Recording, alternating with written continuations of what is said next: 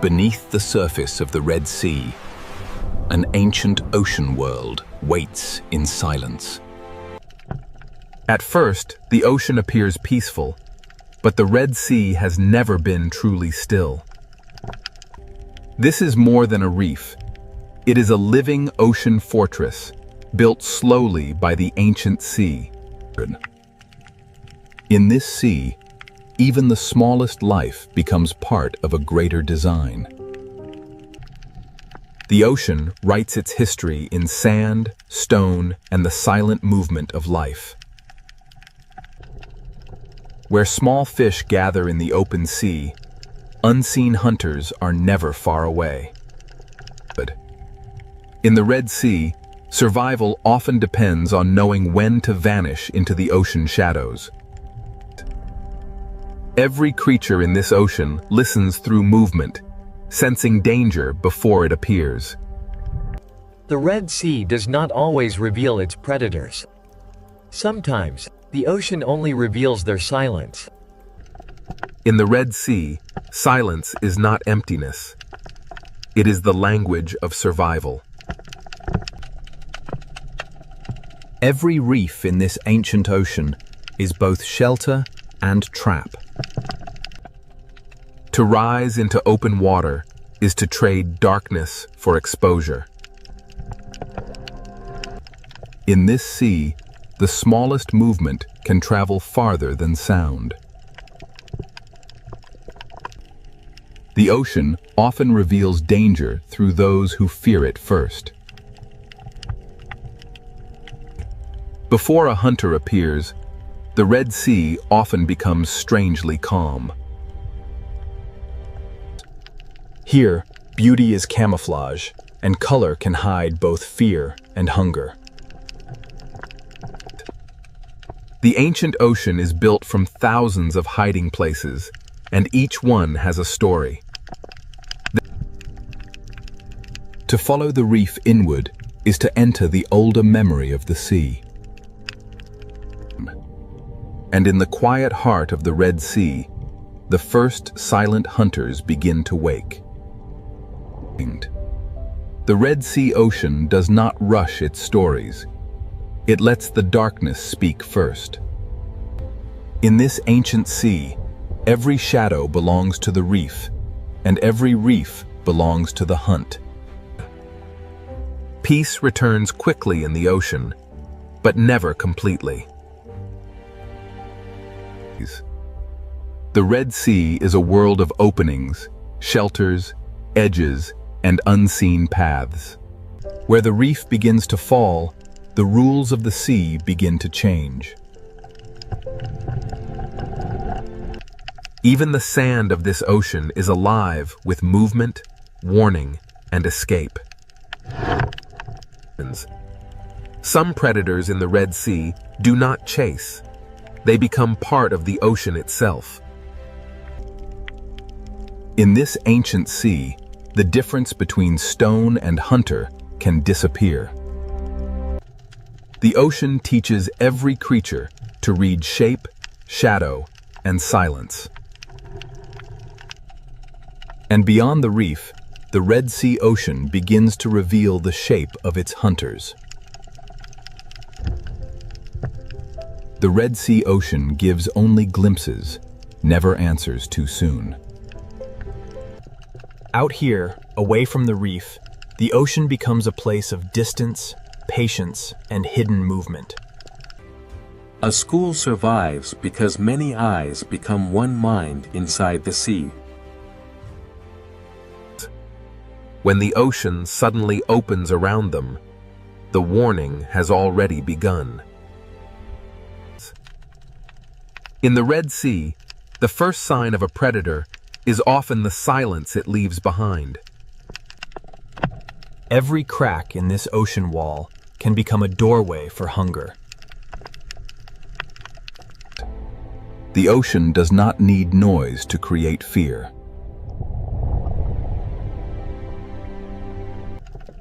Separation is the moment the ancient sea has always understood. For the hunted, The ocean is measured in inches, shadows, and seconds. And ahead, where the Red Sea bends into darkness, the hunters wait without a sound. The deeper the Red Sea ocean draws us in, the more its silence begins to feel alive. In this ancient sea, the hunter does not need to be seen to be felt. The Red Sea records every movement, even when the creature that made it has already vanished. Every arch, cave, and hollow in this ocean can become a waiting mouth. Here, survival belongs to those who can become invisible inside the sea. The Red Sea does not separate beauty from danger. It weaves them into the same silence. The hunted may escape one shadow, but the ocean is filled with many. This ancient ocean is not random. Every ledge, current, and shadow shapes the lives within it. In the Red Sea, peace is only a pause between movements. And now, beneath the beauty of this ancient sea, the silent predators of the Red Sea begin to emerge. Beneath the beauty of the Red Sea ocean, the hunters are already in position. Some predators in this ancient sea do not chase. They wait beautifully. In the Red Sea, danger can be graceful enough to be mistaken for beauty. Inside the reef, the Red Sea shelters hunters built for patience. The ancient ocean gives even its fiercest hunters a place to remain unseen.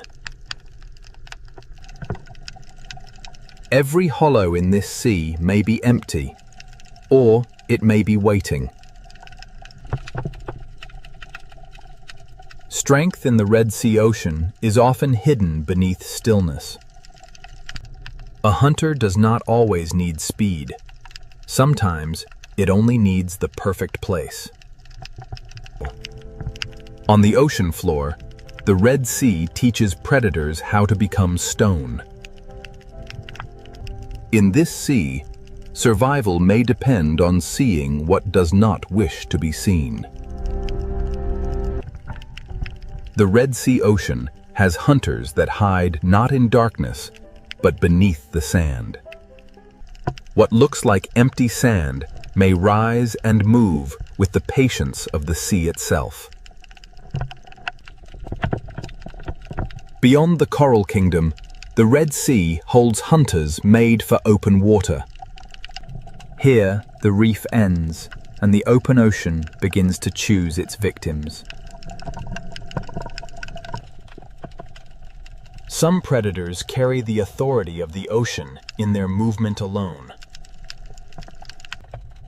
The Red Sea ocean is divided between those who hide and those who patrol. Among the silent hunters of this sea, some survive by changing who they appear to be. In the Red Sea, camouflage is not only disguise, it is a language written across living skin. Even in the smallest openings of this ocean, power can wait in silence. The Coral Kingdom hides its hunters beneath color, texture, and time. The Red Sea ocean is not ruled by one hunter, but by many forms of patience. Some hunters wait at the edge of traffic, where the reef forces life to pass close. For small life in the Red Sea, every shortcut may pass through danger. The ancient sea rewards those who can wait longer than fear can last. In this ocean, shape can become a mask. The reef does not need cages. It builds its traps from current, shelter, and habit. The Red Sea hides power inside narrow spaces. In this ancient sea, the hunters do not need to gather. The reef gathers prey for them. The coral kingdom is beautiful because it is alive, and dangerous because everything alive must feed. To leave the reef is to enter another kind of silence. Some hunters are built for the moment when stillness breaks. In the ocean, fear travels faster than the hunter itself. The Red Sea turns beauty into a wall and patience into a weapon. Here, the line between animal and landscape becomes almost impossible to draw. Below the coral, the Red Sea holds a second world of tunnels and teeth. Not all hunters in this ocean hide in shadow. Some hide beneath light. The ancient sea is full of hunters too small to cast a shadow. In this ocean, intelligence can hide inside a changing shape. The Red Sea does not always show the hunter leaving. Sometimes, it simply closes around it. At the edge of the reef, silence becomes distance, and distance becomes threat. The Red Sea Ocean is a kingdom of levels, and each level has its own hunter. Each predator holds one piece of the ancient sea's balance. For those who are hunted, the Red Sea is a maze that changes with every current. Every passage through this ocean demands a choice between risk and refuge. The silent predators of the Red Sea do not announce themselves. They let the reef speak for them. In this ancient sea, life returns to calm because danger never truly leaves. Now that the hunters have been revealed, the ancient ocean will show how they survive. The Red Sea has shown us where its predators hide. Next, it will reveal how silence becomes the perfect weapon. The Red Sea has shown us where its predators wait. Now, the ancient ocean reveals how they hunt. In this sea, a hunter may begin the hunt without moving forward. The lionfish does not need to rush. It lets the ocean current and its own beauty close the distance. In the Red Sea, escape routes can become traps before the hunted understands the shape of danger. The great ambush hunters of this ocean save their strength for a single perfect moment. Timing is the oldest language of the sea.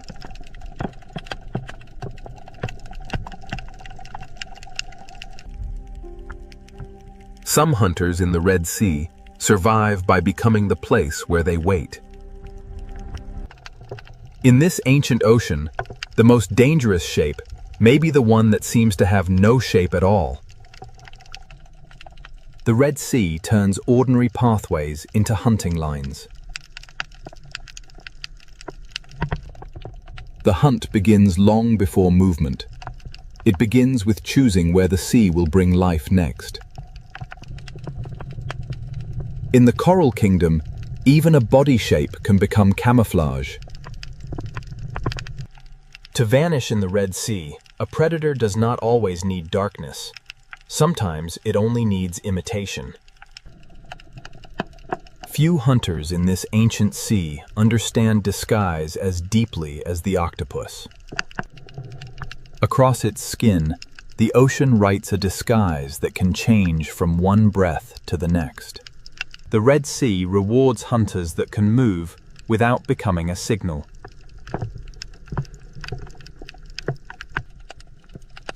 Even the smallest chambers of this ocean can hold sudden power. Here, silence is not weakness. It is control. The reef is not only a home, it is a strategy built from stone, current, and instinct. A cave hunter turns darkness into territory.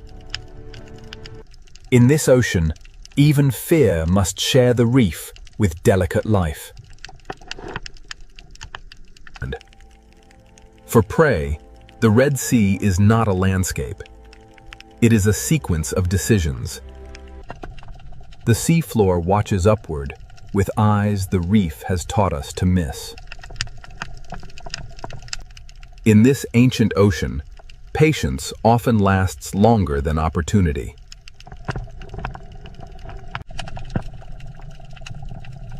Open water hunters use distance the way reef hunters use shadow.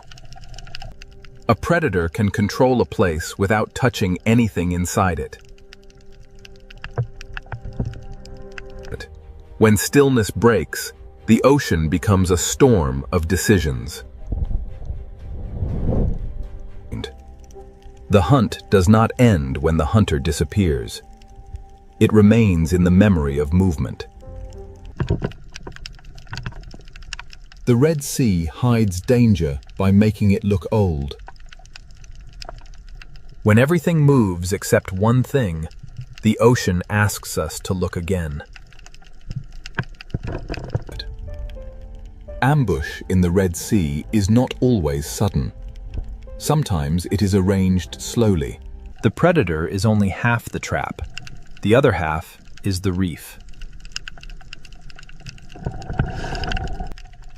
In this ocean, one wrong path can bring the hunted into another hunter's patience. The Red Sea is full of moments where survival depends on stopping in time. Some hunters hide inside the reef. Others let the entire ocean announce their path. In the ancient sea, fear connects lives that never meet. The art of silence belongs not only to giants, but to the smallest hunters of the reef. The Red Sea does not rely on one kind of predator. It builds balance through many kinds of silence. Current brings food, and with food comes attention.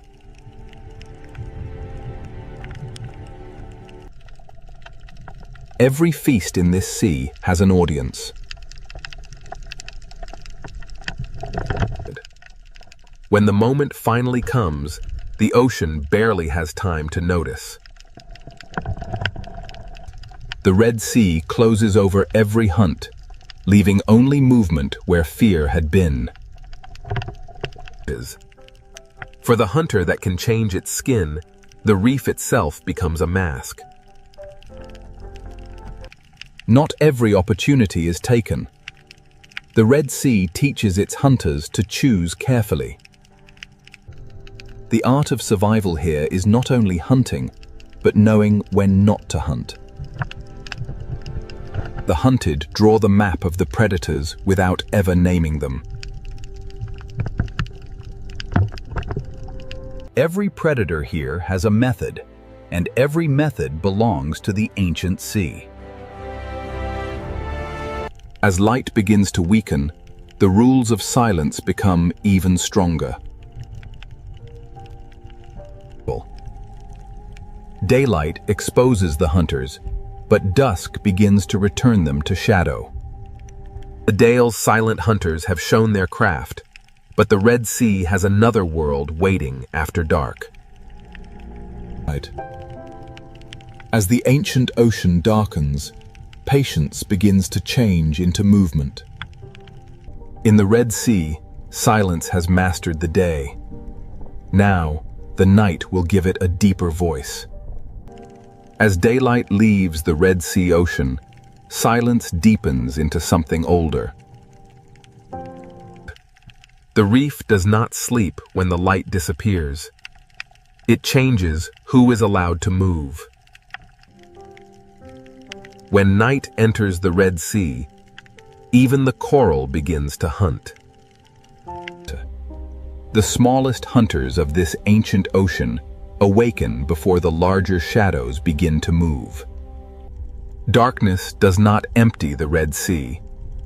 It reveals another ocean within it. By day, the cave protected the hunter. By night, the hunter leaves the cave behind. The night reef belongs to those who know every tunnel in the ancient sea. At night, the Red Sea shortens the space between danger and life. The lionfish becomes more haunting when the ocean loses its color. In the night sea, patience becomes harder to see and easier to obey. Beneath the night water, even the sand may be alive. The Red Sea hides movement beneath stillness until the moment it chooses to rise. Night gives the octopus a larger canvas for disguise.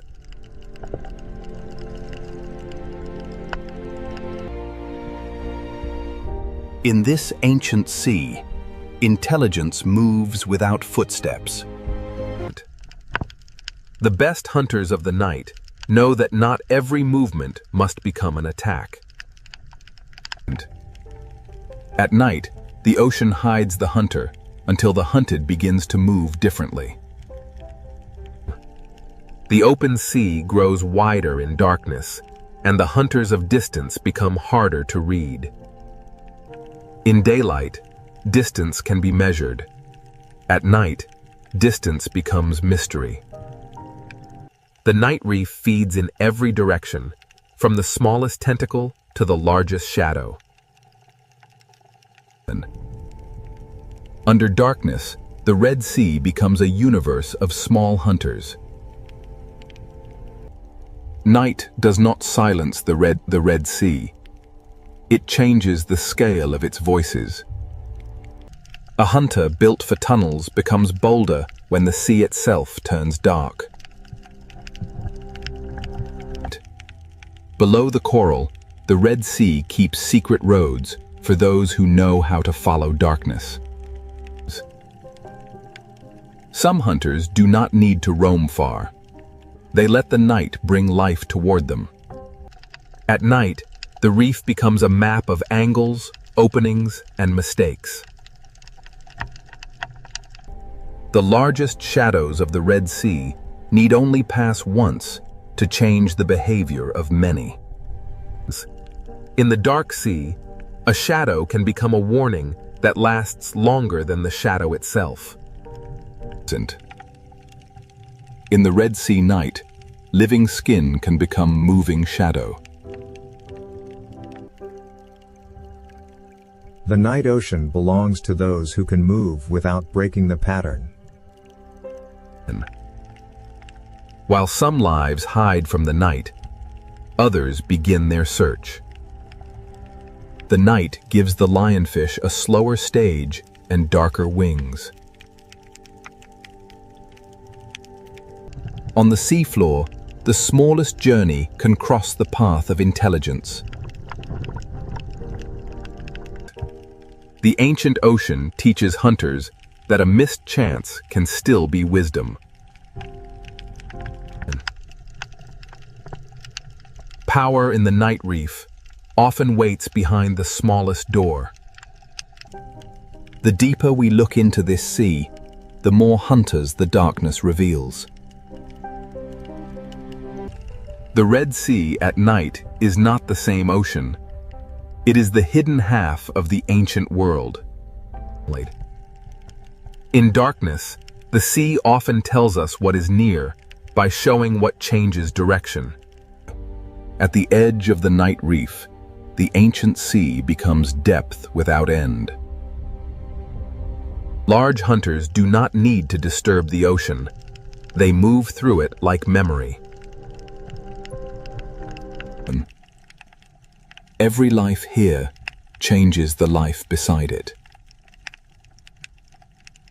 The night shows the Red Sea as a chain of hunger, movement, and balance. Nothing in this ancient ocean hunts alone. Every hunt belongs to something larger. The smallest drifting life can shape the path of the largest hunter. By night, the Red Sea reveals the hidden pattern that daylight disguises. Even before dawn arrives, the night sea begins to prepare for another change. The Red Sea does not change all at once. It trades one silence for another. The hunters of darkness do not vanish. They become part of the reef again. By morning, the Red Sea looks peaceful, but the night has left its mark in every movement. Night has shown us the hidden hunters of the Red Sea. Now, the ancient ocean will reveal how every life feeds the next. Every story of survival in the Red Sea ocean begins with something almost too small to see. The current does not simply move water. It carries the first meal of the reef. The coral that builds this ocean world also joins the endless act of feeding.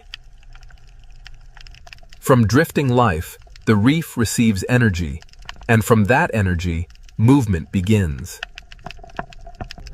These small fish transform invisible life into motion, color, and opportunity. The food chain of the Red Sea is not a straight line. It is a web of feeding, cleaning, guarding, and escape. Even those that do not hunt reshape the ancient ocean with every bite. Nothing wasted in the Red Sea truly disappears. It descends into another life. At the bottom of the sea, feeding and hiding often happen in the same breath. In the ancient sea, survival is not only competition.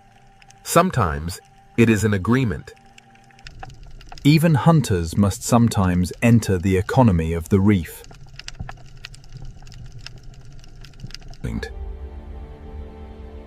Where food gathers life, life gathers danger. The same current that feeds the small also guides them past the patient. The Red Sea turns feeding routes into hunting routes.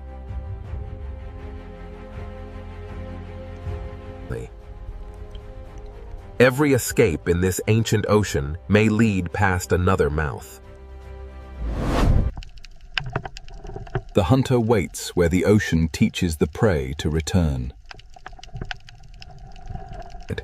As the chain moves away from the reef, the hunters become larger and the distance becomes dangerous. The presence of a predator can shape the sea before the predator acts.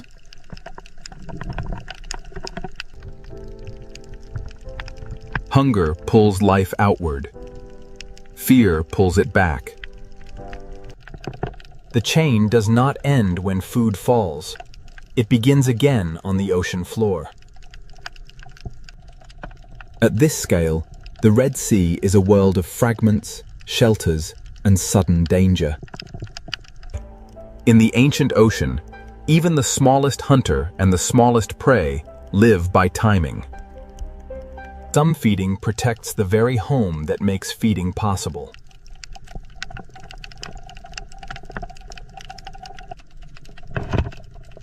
The reef feeds the grazers, and the grazers feed the watchers.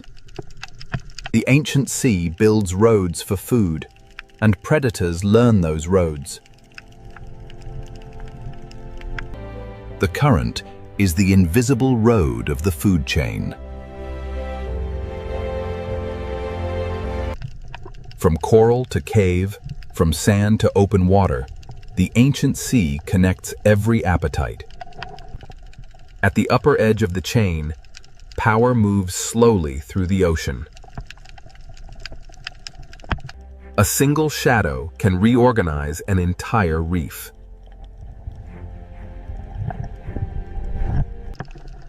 The Red Sea survives because fear pauses life, but hunger restarts it. This is the architecture of hunger beneath the Red Sea. The ancient ocean does not separate beauty from hunger, or hunger from balance. In the Red Sea, endings often become places for new life to begin. Every hunter is also part of a larger pattern, and no creature stands outside the chain. The rules of the reef can change with a single body moving away. When one creature moves through the sea, others follow the changes it leaves behind. Opportunity in the ocean rarely belongs to only one life. The ancient reef is not a battlefield alone. It is a living arrangement. The hunted are not passive in this sea. Their movement helps shape the hunt. Survival is not only escaping the strike, it is learning the shape of pressure. Some lives move in bursts. Others keep the reef alive through constant work. The foundation of the ancient ocean is built from lives that pass unnoticed. The farther life moves from shelter, the more the ancient ocean tests it. The Red Sea is not ruled by hunger alone. It is held together by the balance hunger creates. The silent predators of the Red Sea are not outside the reef's balance. They are part of what keeps it alive. Now that the chain of life has been revealed, the Red Sea will show us why its silent hunters are guardians of an ancient marine world. Now, the Red Sea ocean shows us why its silent predators are not destroyers, but guardians of balance. To understand this ocean, we must see every life as part of one long rhythm. The smallest life in the Red Sea carries the strength of the largest hunters. The ancient sea begins with delicate mouths, reaching into the current.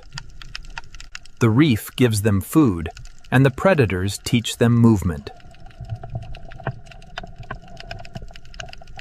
The lionfish waits in beauty, and through that waiting, the reef remains alert. Even the teeth of the Red Sea have a place inside the reef's fragile order. The great reef hunters preserve their strength, and the ocean learns their patience. Beneath the sand, the Red Sea keeps another layer of balance.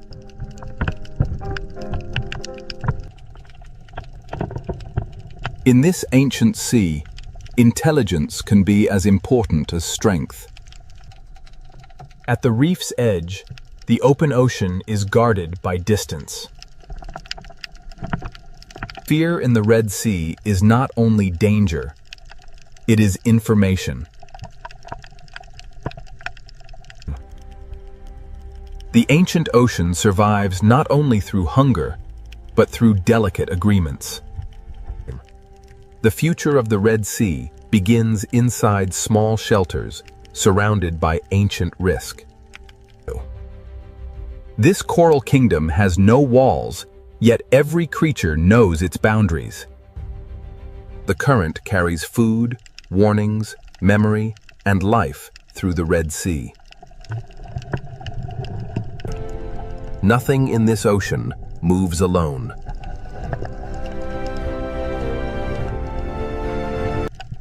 The Red Sea carries the memory of night into the daylight. Day and night trade the reef between them, but the ocean remains one. The reef is a monument built not by stone alone, but by life repeating itself. One coral tower can hold an entire history of hunger and shelter. The hunted are also teachers of the sea.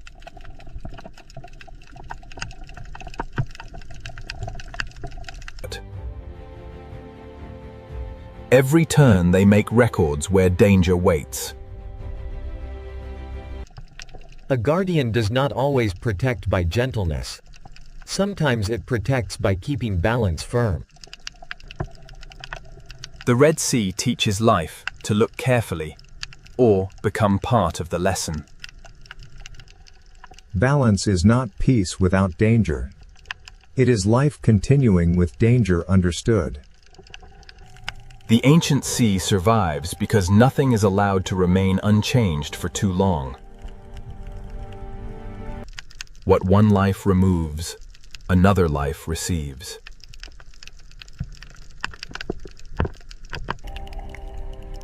The ancient ocean survives not only through hunger, but through delicate agreements. The future of the Red Sea begins inside small shelters surrounded by ancient risk. This coral kingdom has no walls, yet every creature knows its boundaries. The current carries food, warnings, memory, and life through the Red Sea.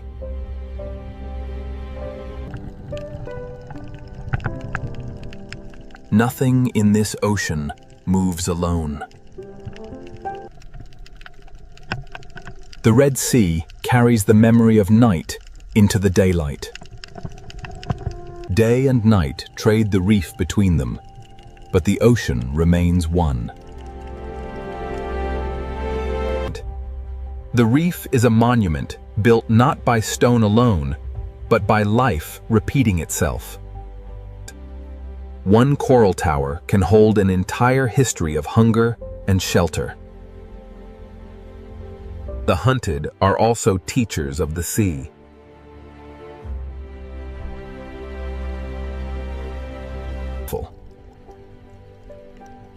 Every turn they make records where danger waits. A guardian does not always protect by gentleness. Sometimes it protects by keeping balance firm. The Red Sea teaches life to look carefully or become part of the lesson. Balance is not peace without danger. It is life continuing with danger understood. The ancient sea survives because nothing is allowed to remain unchanged for too long. What one life removes, another life receives. The guardians of the reef are not only the large hunters, they are also the tiny workers beneath them. The Red Sea is built in layers of dependence. The greatest hunters are not outside the reef's story. They are among its oldest sentences. The Red Sea endures because life here never stops answering change. This current has carried us through beauty, fear, hunger, and renewal. The silent predators remain, not as interruptions, but as part of the music of the sea. In the Red Sea, even darkness has a role in keeping the reef alive. A school of fish is not only many lives, it is one answer to the ancient question of survival. Between shelter and open water, the Red Sea keeps its balance. The strength of this ocean begins in forms too delicate to command attention. To see the Red Sea clearly, we must see the small and the great together. After every night, every hunt, and every shadow, the reef returns to color. The silent hunters are always near, and because they are near, the reef stays awake. The ancient passages of the Red Sea are not empty corridors. They are memory carved into the sea. Every shape in this reef has been given meaning by life. The Red Sea is beautiful not because it is gentle, but because it is whole. Here, power is measured not only by the hunt, but by the space each life allows another. The greatest story of this ocean is not a single hunt. It is the fact that life continues. Beneath us, the ancient marine world keeps breathing in silence. What once appeared as danger now reveals itself as part of the ocean's design. Above the surface, the Red Sea seems quiet. Below it, an ancient world keeps its balance. The silent predators remain below, unseen by most, yet essential to everything that lives there. The Red Sea is not merely a place of beauty. It is a living memory of survival. And beneath this surface, the ancient reef continues, without witness, without applause, without rest. In the Red Sea, silence is not emptiness. It is the sound of balance. The silent predators of this ancient sea do not end the story. They keep it alive. This is the Red Sea, silent, ancient, beautiful, and forever alive beneath the ocean. These are the roaring 50s, and the waves here know no equal. This is the Drake Passage. In the Drake Passage, the swells are relentless.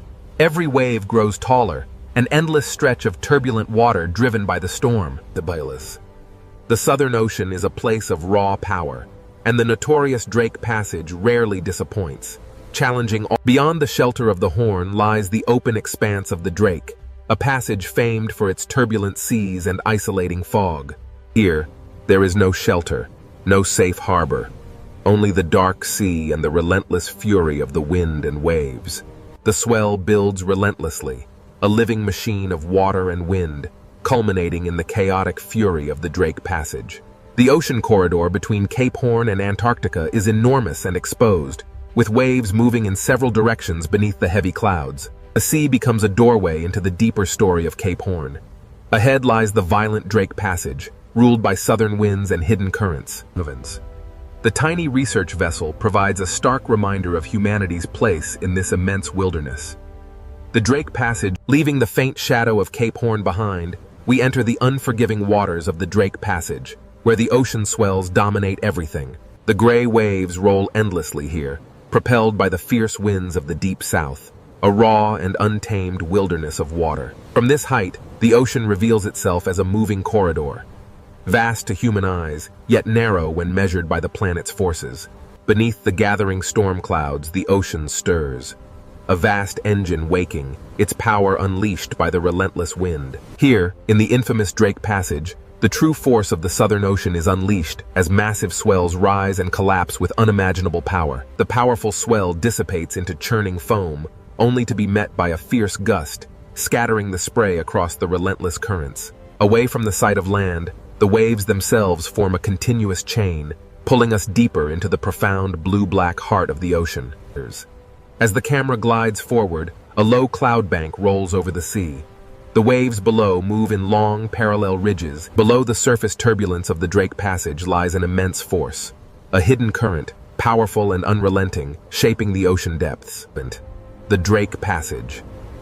Its turbulent waves hint at a power far greater than the surface reveals. The chaotic surface yields to a powerful system. Long, dark ridges begin to form, revealing the hidden forces below the Drake Passage. From this height, the true scale of the Southern Ocean reveals itself, a relentless, rhythmic breathing machine powered by global winds. This is the Drake Passage, a violent gateway where two great oceans converge in a freezing chaos. The westerly winds assert their dominance, tearing at the surface of the frigid sea.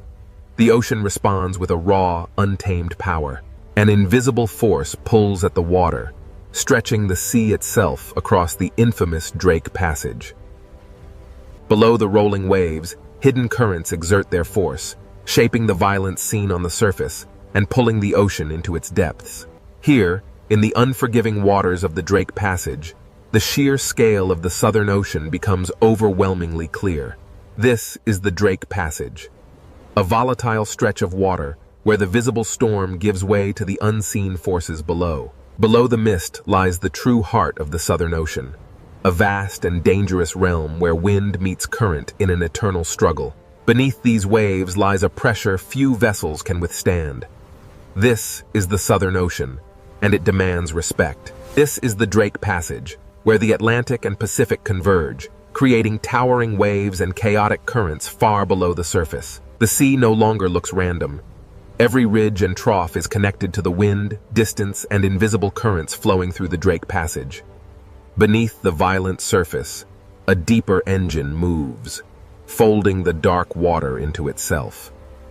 A powerful gust tears across the surface, transforming the ocean into streaks of silver-white motion. But this is the Drake Passage, where the sea itself rises like a dark wall, unleashing the raw energy stored within its depths as it breaks into foam. As the chaos of the impact subsides, the true scale of the Antarctic waters is revealed, stretching endlessly towards the ice. Here, where the continents end and the true ocean begins, the Drake Passage guards the gateway to the deep unknown. The Drake Passage holds secrets beneath its turbulent waves. Deep below the surface, a massive current flows.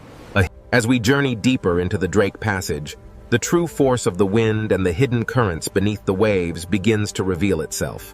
The Drake Passage, a violent, restless sea where two oceans collide before the final approach to the ice. The Drake Passage, a place where every second changes the shape of the world. Descending into the trough reveals the true scale of the Southern Ocean's power, a chaotic gateway into forces unseen. The Drake Passage is endless and exposed. There is no island, no harbor, and no peaceful coastline to soften the ocean's violence. In the infamous Drake Passage, the wind is the undisputed master. It rips across the water, tearing spray from the waves and drudged. The Southern Ocean holds the memory of distant storms. These waves, growing heavier now, carry that immense. The unforgiving swells of the Drake Passage offer no mercy. Here, swallowed by the immense power of the Southern. And so the ship vanished beneath the swell. The ocean, timeless and untamed, simply closed over the space. This is the Drake Passage, a visual threshold between the world we know and the mysteries that lie beneath the ice. Legend.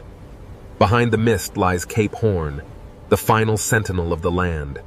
Now, the violent expanse of the Drake, the Southern Ocean tolerates no weakness. Here, the waves are the true masters, and the land merely a fragile witness to their power. Here, at the edge of Cape Horn, the Southern Ocean unleashes its full fury against the Black Rock, a violent prelude to the infamous Drake Passage. For countless millennia, the cliffs of Cape Horn have endured the ocean's endless assault, a testament to the raw, untamed power of the sea. This coastline offers no refuge. It is the final stone edge before the exposed, endless ocean swallows the horizon. As the cliffs of Cape Horn recede, the true scale of the Drake Passage begins to emerge. As the shelter of Cape Horn recedes, the true nature of the Southern Ocean reveals itself. Here, the swells run unimpeded toward Antarctica. Beyond the cliffs of Cape Horn, the ocean asserts its dominance. The small vessel is dwarfed by the immense. As the cliffs of Cape Horn vanished into the churning wake, the vessel pushed into a sea that grew darker, wider, and less forgiving with every passing moment. Here, in the unforgiving Drake Passage, the ocean demonstrates its power, quickly erasing the fleeting presence of the ship's passage. We leave the shelter of Cape Horn now, entering the infamous Drake Passage. Ahead lies the raw power of the Southern Ocean, Cape Horn, the very edge of the world's navigable waters. Beyond this churning chaos lies the frozen expanse of Antarctica, and the coastline stands as a warning. Every wave impact reminds us that even the land itself is shaped by the ocean's relentless force. The coastline ends here, swallowed by the mist. Southward, the ocean stretches like an open gate into unimaginable violence. This is Cape Horn, the gateway to the vast, untamed waters of the Drake Passage. As the swell travels outward, Cape Horn recedes into the mist, and the immense power of the open ocean takes control of the narrative. Here, between the continents, the wind blows unimpeded, driving the largest waves on Earth across the notorious passage. The wave crests move in long, organized rows, driven by an unseen force. What feels wide to us is... As the final coastline disappears, the sea becomes a complete world. A realm with no shelter, no returners. The last sight of land recedes into the mist, and the sea becomes more than water. It is a boundary, both physical. As the waves subsided, Cape Horn vanished. We were now truly exposed to the raw power of the Drake Passage. Now, with no continent or island left to break the force of the wind, the sea grows rougher. The waves rise unchecked across the open ocean. Here, in the Drake Passage, the sea is an exposed arena. Wind, water, and distance combine into a larger, relentless force. We push farther now from Cape Horn, drawn closer to the violent heart of the Drake Passage. Here, here, at the edge of the world, the Southern Ocean shows its true power. The small research vessel is merely a toy in the hands of the Drake Passage. The sea cares little for the machines of man. It rolls on, indifferent to our passage, reminding us that this crossing belongs to the water. The sea erases scale, direction, and certainty. The vessel is but a fleeting moment in the ocean's eternal power. As the land disappears, the sheer emptiness of the Drake Passage becomes apparent. Nothing but water, wind, and the humbling scale of the open ocean. Below the waves, the water turns to an impenetrable black. Here, in the heart of the passage, the horizon vanishes completely. The true scale of this desolate ocean world remains hidden, obscured by the endless fog and the relentless churning of the waves. Watch closely as the waves lift in sequence. This is how energy truly moves across the vast, open ocean, uninterrupted. As the spray clears, the immense breadth of the Drake Passage is revealed. A world swallowed by the sea. Standing here, you understand the true meaning of isolation. The sea is absolute, and we are merely guests in its domain. As the land disappears behind the mist, we turn south. Now, there is only the sea, and the realization that we are truly alone. As we move south, away from the land, the sea grows colder, rougher, and more commanding with every passing moment. We leave the steep ridges behind as the crossing moves from geography into the raw power of the weather-driven ocean. We leave the shelter of the continent now, entering the infamous Drake Passage. Here, the Southern Ocean winds. Here, at the edge of the world, the Southern Ocean unleashes its full power. This is the infamous Drake Passage. Here, at the convergence of the Atlantic and Pacific, lies the infamous Drake Passage, a place where the ocean swells run unimpeded around the globe. With Cape Horn behind us, the wind pulls the sea into motion, a natural bridge toward the atmospheric engine ahead. These waves, bending under the immense pressure of the wind, carry an energy that travels across the vast expanse of the open sea. With Cape Horn now gone, the sea becomes the only landscape, the only road, and the only danger between us and Antarctica. As the clouds race overhead, the immense power of the Southern Ocean winds begins to organize the sea into massive, unstoppable rows. Without land masses to slow them, the westerly winds howl across the open water, turning this passage into Earth's most violent and unpredictable marine corridor. Now fully exposed to the Southern Ocean, the westerly winds begin their relentless assault on the Drake Passage. This is the Drake Passage, where the Atlantic and Pacific converge in a violent clash of wind and water. As we rise, the true force of the westerly winds becomes visible. Long lines of foam sweep across the water. The relentless wind writes across the ocean's surface, etching temporary patterns into the rolling waves before they vanish into the deep blue. Here, in the unforgiving Drake Passage, the atmosphere and the ocean move as one powerful, interconnected machine. The sea carries energy from distant storms, and each wave feels like a message traveling across thousands of kilometers of Southern Ocean water. With thousands of miles of open water, the Southern Ocean builds immense power, culminating in these towering walls of water. Far from any shore, the westerly winds sweep across the open ocean, unimpeded.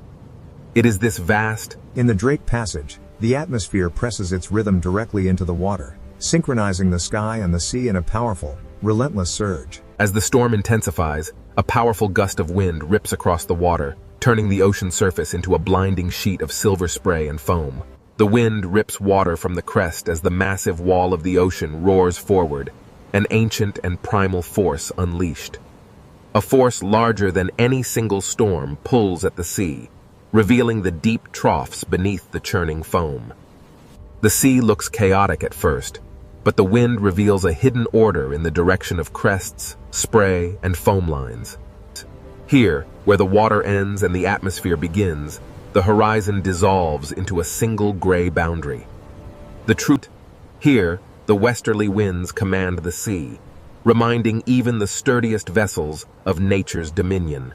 The ship departs, and the relentless wind-driven spray sweeps across the surface, allowing the sea to reclaim its untouched, powerful... The Drake Passage is infamous for its massive seas. Driven by the relentless westerly winds, these waves form endless ridges of raw, moving energy. Driven by the relentless circumpolar winds, the ocean surface is pulled eastward, a massive conveyor of energy linking these waves to the icy continent beyond. Here, the wind is not just a presence, it is the undisputed master, whipping the waves into a frenzy. Navigating the Drake Passage means facing some of the most treacherous waters on Earth, where waves emerge suddenly from the gray mist. Below the chaos of the storm layer lies the Drake Passage, where wind systems larger than continents shape the sea into these endless bands of power. Driven by winds that began far beyond this place, the swells carry that memory north, entering the unforgiving waters of the Drake Passage. As the storm intensifies, these colossal swells become mountains of water, revealing the true depth and fury of the Southern Ocean. The Drake Passage is known for its treacherous waters. Here, multiple wave directions collide, creating an unstable, churning sea. Here in the Southern Ocean, the sea appears violent. But every motion is connected to the wind, distance, and immense pressure. The ocean is a vast, complex system, driven by the atmosphere above it.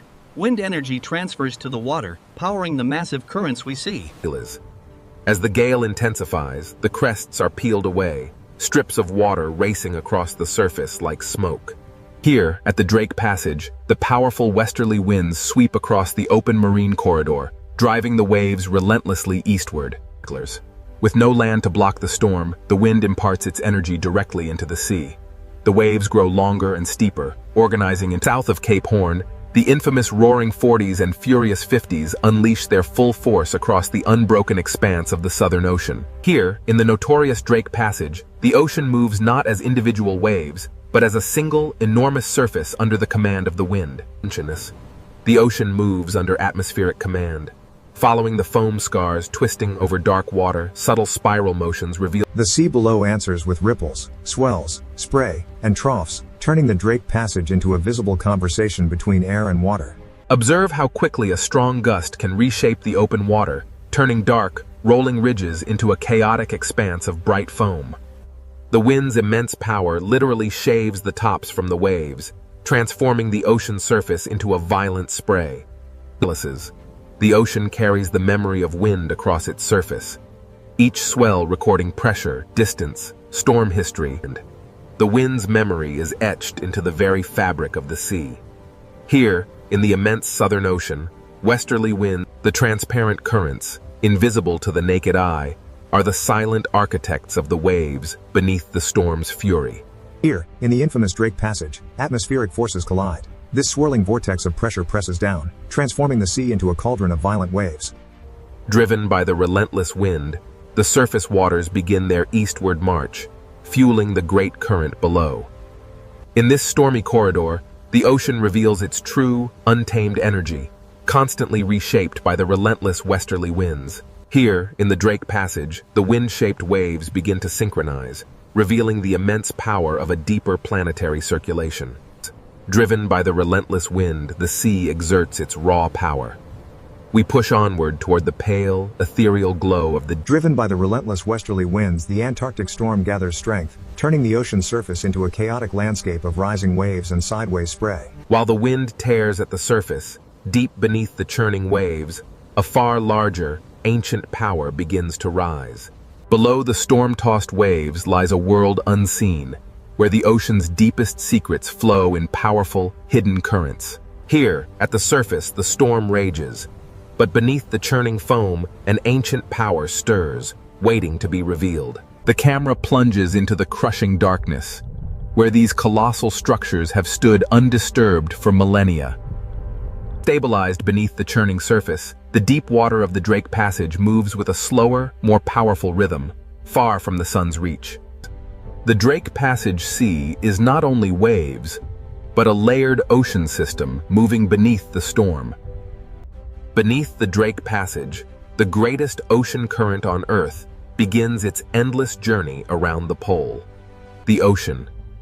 A river without banks, wide and powerful, flowing silently beneath the violent surface. Here in the Drake Passage, the wind whips the surface layers into a turbulent frenzy, while far deeper, the massive currents move steadily onward. The Drake Passage. A place where the vast Southern Ocean is sculpted by unseen forces, creating rivers within the sea itself. From this depth, we see the raw power of the Drake Passage. The wind-driven waves connect directly to the massive Antarctic circumpolar current flowing beneath. Here in the Drake Passage, different current layers slide past one another, carrying an immense, hidden force through the ocean depths. The Antarctic circumpolar current is not a single smooth line, but a living field of motion, creating massive underwater eddies that shape the global climate. The Drake Passage reveals the ocean's hidden architecture. As the eddy stretches, the water organizes itself into powerful moving zones. While the surface rages in chaos, down here, the deep, continuous circulation moves with undisturbed power. Stretching across the Drake Passage, these immense current ribbons are the ocean's invisible highways, moving heat, salt, and nutrients on a planetary scale. Here, in the violent waters of the Drake Passage, invisible highways carry the foundation of marine life.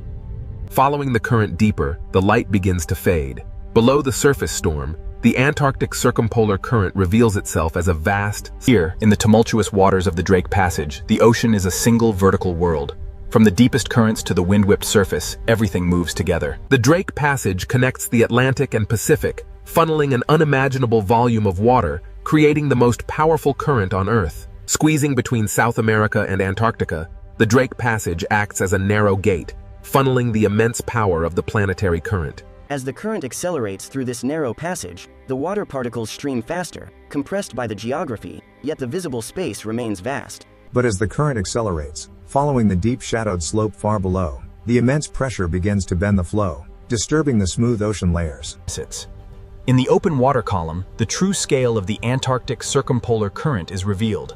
Layers of cold water move past each other. As the camera moves through this seafront, we see how the current acts as a soft, invisible wall, connecting and separating ocean worlds. Here, in the tumultuous Drake Passage, the wind-driven waves on the surface are inextricably linked to the deep, powerful... The camera descends deeper now, revealing the hidden circulation of the ocean. These vast currents move relentlessly from west to east. Here, in the depths of the Drake Passage, layers of water slide past one another, carrying an immense, unseen force. Changes. What begins as a localized eddy soon stretches into a powerful current front. Here, in the Drake Passage, the sea organizes and the ocean reveals two distinct realities. Above, chaos reigns in the storm-tossed waves. But these immense current ribbons pass through the Drake Passage like invisible highways, moving water, heat, salt, and nutrients across the Southern Ocean. Flowing through the Drake Passage, these invisible highways carry the very foundation of marine life across the violent sea.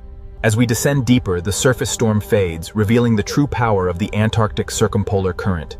A vast, silent force moving through the... Here in the Drake Passage, the ocean is a vertical world. From the deep currents to the surface winds, everything moves together. Every second, a volume of water riven by the Drake Passage dwarfs all the rivers on Earth combined, a silent, powerful force shaping the globe. An immense volume of water is squeezed through this narrow gate, a planetary current accelerating through the Drake Passage with unimaginable force. This is the planetary current gate, a massive convergence of water. Plunging beneath the waves, the current accelerates through the passage, compressed by the geography of the deep. Driven by forces unseen, the current accelerates, bending as it encounters the abyssal slope far below, disturbing the tranquil layers of the deep ocean. Here, the powerful flow of the sea curves and folds, influenced by the shadowed architecture of the ocean floor, revealing the next chapter of this deep journey. The Antarctic circumpolar current feels endless. It is constantly carrying the planet's water around the frozen south. The seafront acts as an invisible wall, a dynamic boundary where different worlds converge, yet remain forever distinct in the vast ocean currents. Within the turbulent waters of the Drake Passage, powerful currents gather tiny particles, concentrating the life-supporting materials that feed this vast marine ecosystem. Though the storm flickers violently above, casting shadows and light, the deep current below continues its calm, unstoppable persistence. These powerful currents, stretching beyond the frame, make this passage feel like the throat of a vast global circulation system. Even here, in the cold depths of the Drake Passage, the violent sea creates highways of current, transporting the foundation of all marine life. Following the current into a darker zone, the ocean pressure grows heavier. The Antarctic circumpolar current is a vast, silent force beneath the surface storm. Emerging from the crushing darkness of the pressure zone, the Drake Passage reveals its vertical nature. Here, the deep currents merge with the distant pull of surface winds. Every second, an unimaginable volume of water surges through the Drake Passage, connecting the great oceans. Here, between South America and Antarctica, the Drake Passage acts as a narrow gate for the immense planetary current. Here, the planetary current accelerates, a massive river of water compressed by the geography of the seafloor. Here, the accelerating current plunges deeper, disturbed and bent by the immense, shadowed slopes of the seafloor far below. As the current ribbons deform over the shadowed terrain, the flow curves and folds, hinting at the hidden architecture that will shape the next chapter of the deep. The Antarctic circumpolar current is a force unlike any other. It constantly carries the planet's water around Schultes. The current acts as both architect and boundary, where blue cold water meets greener, nutrient-rich stream. The relentless currents of the Drake Passage concentrate life-supporting material along the boundary, showing how even violent waters sustain these ecosystems. Sunlight struggles to pierce the turbulent surface, but the deep ocean currents flow onward, undisturbed by the chaos above. Deeper now, into the Drake Passage. This vast underwater current acts as the throat of a global circulation system. As the deep currents wrap around Antarctica, they accelerate, squeezing through the Drake Passage and continuing their journey northward, driving the planet's climate. As the visualization fades, we enter the Drake Passage, where the Antarctic current flows unimpeded. The deeper we descend beneath the Drake Passage, the heavier the pressure, yet the Antarctic circumpolar current surges onward. The deep ocean currents, vast and powerful, begin to shift. They twist around unseen terrain, foreshadowing the hidden ridges and basins far below. The deep ocean is never still. Here, the currents bend and twist, forming powerful vortices that shape the underwater landscape. The sea appears simultaneously chaotic and organized as the eddies stretch and break apart. Eventually, the steady eastward. As we ascend, the true complexity of the Drake Passage reveals itself. Beneath the raging storm, the deeper currents flow. Here, between the surface turbulence and the deeper currents, lies the true nature of the Drake Passage, a powerful gateway in the world ocean. Here, the ocean is a moving archive, a vast repository of temperature, salt, carbon and energy flowing around the Antarctic continent. Here, in the depths of the Drake Passage, the strongest forces move silently, an immense current carrying particles through the dark water. While the storm rages on the surface far above, the Antarctic circumpolar current holds its steady, immense path through the dark ocean depths. Below the waves, the silent power of the depths. The immense currents of the Drake Passage begin to reveal the contours of the hidden seafloor far below. Even here, in the crushing dark of the deep ocean, hidden mountains rise, steering the powerful flow of planetary water. The ocean floor is far from empty. It is architectural, a realm of hidden walls beneath the violent surface. As the circulation tightens into faster streams, the focus shifts to the shape of the seafloor. Here, the true power. The seafloor beneath Drake Passage is not passive, but actively reshapes the current. The ocean flow compresses as it climbs the submerged rise, accelerating dramatically before spilling into the darker waters of the abyss beyond. Here in the Drake Passage, the Antarctic circumpolar current surges eastward, its path visibly altered by the wind above and the submerged landscape. As we rise from the hidden currents below, the true violence of the Drake Passage reveals itself on the surface. The Antarctic circumpolar current, an immense river of seawater driven by powerful winds, now dives towards the abyss. We descend into the Drake Passage. Below the stormy surface, the Antarctic circumpolar current rages. Below the stormy surface lies the true power of the Antarctic circumpolar current, a massive force hiding ancient structures beneath the waves. The descent continues toward the hidden seafloor.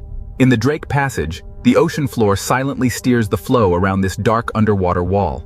Here, in the crushing depths of the Drake Passage, the coldest water accelerates, transforming the seafloor into an alien landscape of submerged peaks. Descending into the basin, the powerful current slows, and the underwater valleys reshape the immense force of the sea into vast, rotating eddies.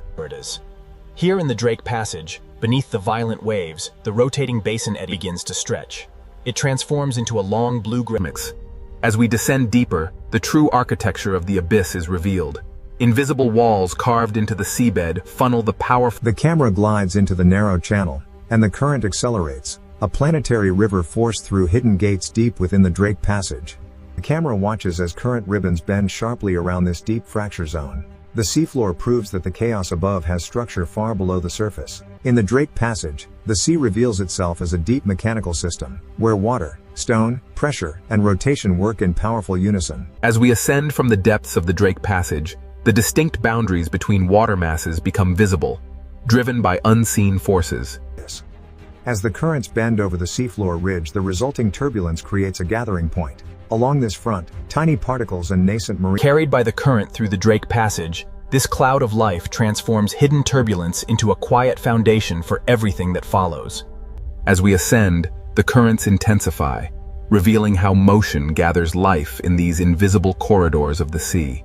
The Drake Passage current dictates all movement here. These resilient cold-water fish yield to its relentless power, moving swiftly as one with the flow. The Drake Passage. Though the surface rages violently above, here in the depths, the powerful current carries food. Above the churning chaos of the waves, the albatross rides the gale, connecting the turbulent sea to the stormy sky. Here, in the roaring 40s, the albatross rides the breath of the storm, its wings locked against the violence of the great southern ocean. For the albatross, the sea is both danger and pathway, a turbulent world where survival is shaped by the wind's relentless force. Soaring over the immense swells of the Drake Passage, the albatross reads the air currents, an invisible road above the churning ocean. Relying entirely on the wind, the albatross banks sharply. The ocean surface below traces its path in white foam, a testament to its Here, amidst the endless swells of the Drake Passage, survival depends on motion, not resistance. The albatross dips low, braving the spray of the cresting wave. For a moment, it is lost to the mist, only to emerge stronger than before. The Drake Passage shows no mercy, yet the albatross moves with an effortless grace perfectly adapted to this violent world. But the calm flight is merely a prelude. Ahead, the ocean's true power stirs, drawing life from the depths. The currents here connect the hunters above to the microscopic life beneath the waves, a vital food pathway. The sea current quietly carries the base of the food web beneath the surface, a stream of life sustaining the inhabitants of this cold, blue expanse. The strong currents bend over the distant seafloor ridge, pulling particles into long glowing trails, illustrating the profound. The sea behaves like wind over mountains, but here the mountains are hidden beneath the Drake Passage water. What begins as unseen turbulence far below culminates here, in the violent chaos of the surface storm. This is the Drake Passage, a place of immense power. The cold currents dominate, but deep beneath the swells, life persists. In the unforgiving waters of the Drake Passage, even the largest leviathan is quickly swallowed by the storm. As the whale disappears into the depths, the surface turbulence slowly yields to the relentless forces of wind and current. The Drake Passage is violent, yet undeniably alive. A testament to the raw power of the Southern Ocean. Where the currents collide, a hidden bounty is brought to the surface. These upwellings drive the ocean's most vibrant ecosystems. Beneath the storm front, the Drake Passage current begins its powerful flow. Stirring the sediment along the seafloor, it carries a plume. Deep within the blue abyss, powerful currents stir the seabed.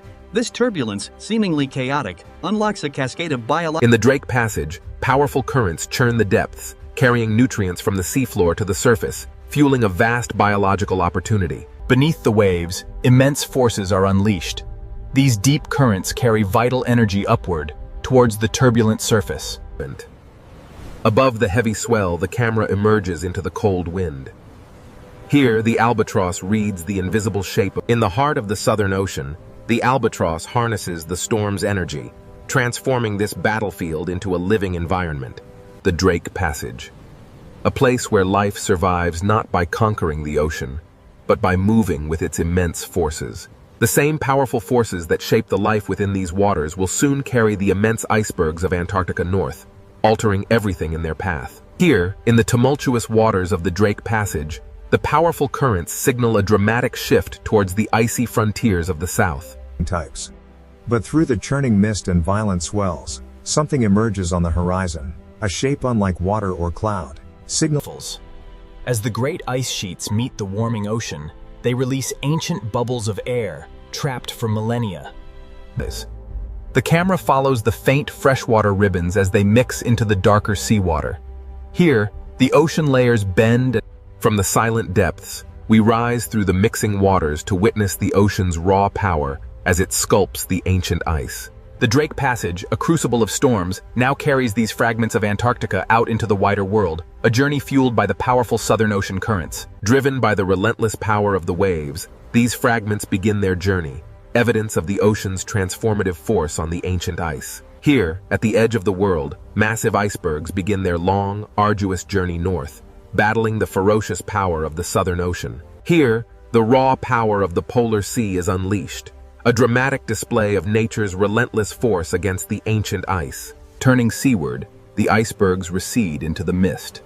This is where the frozen realm meets the turbulent, living waters. In the relentless churn of the Southern Ocean, even the most colossal ice formations are fleeting. The water is eternal. Beyond the frozen gateway lies the Weddell Sea, an unbroken expanse, stretching toward the Antarctic Peninsula. Here, in the Drake Passage, the relentless Antarctic circumpolar current pulls the ice fragments eastward, a hidden force beneath the waves. Here, beneath the surface, the sea moves both ice and water through the same planetary pathway. Here, the ancient ice surrenders its form. The cold freshwater descends, a memory merging with the deep, shaping the currents of tomorrow. This is where temperature, salt, and ice converge. A visible climate space formed by the meeting of distinct ocean currents and freshwater plumes. Driven by powerful winds, the Antarctic circumpolar current relentlessly circles the frozen continent, accelerating as it is forced through the gauntlet of the Drake Passage. The abstract visualizations give way to the raw power of the ocean. Here, where warm and cold waters collide. The storm rages, yet life persists even here. And amidst the chaos, this small buoy measures the ocean's violent power. Monitoring the relentless movement of the Drake Passage, this silent sentinel measures the vital statistics: temperature, salinity, current, and pressure. While the surface rages, the true symphony of the deep remains hidden. Here, science listens passively to the ocean's uncontrolled voice as the instrument recedes, the true observatory reveals itself. The Drake Passage carries secrets through its layers. The data reveals a stark reality. Deep currents are accelerating, linking the silent depths to the increasing violence of the sea. Here, beneath the waves, we witness the raw power of the Drake Passage, a crucible where atmosphere, ocean, and ice collide. As the atmosphere meets the ocean and the ice, the relentless waves continue to carve its base, slowly reshaping this fragment of the frozen continent.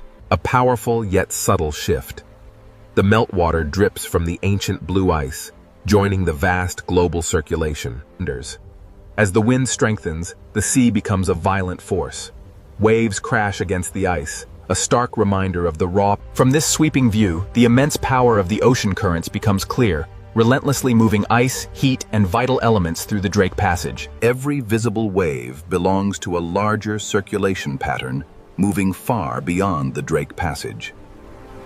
Down here, beneath the churn of the surface, the ocean currents move silently, carrying with them the clearest signals of our changing climate. The Drake Passage, where the immense physical power of the ocean converges with life, signaling profound planetary change. Rising from the depths, we witness the relentless power of the current. The ocean carries this fragment of ancient ice.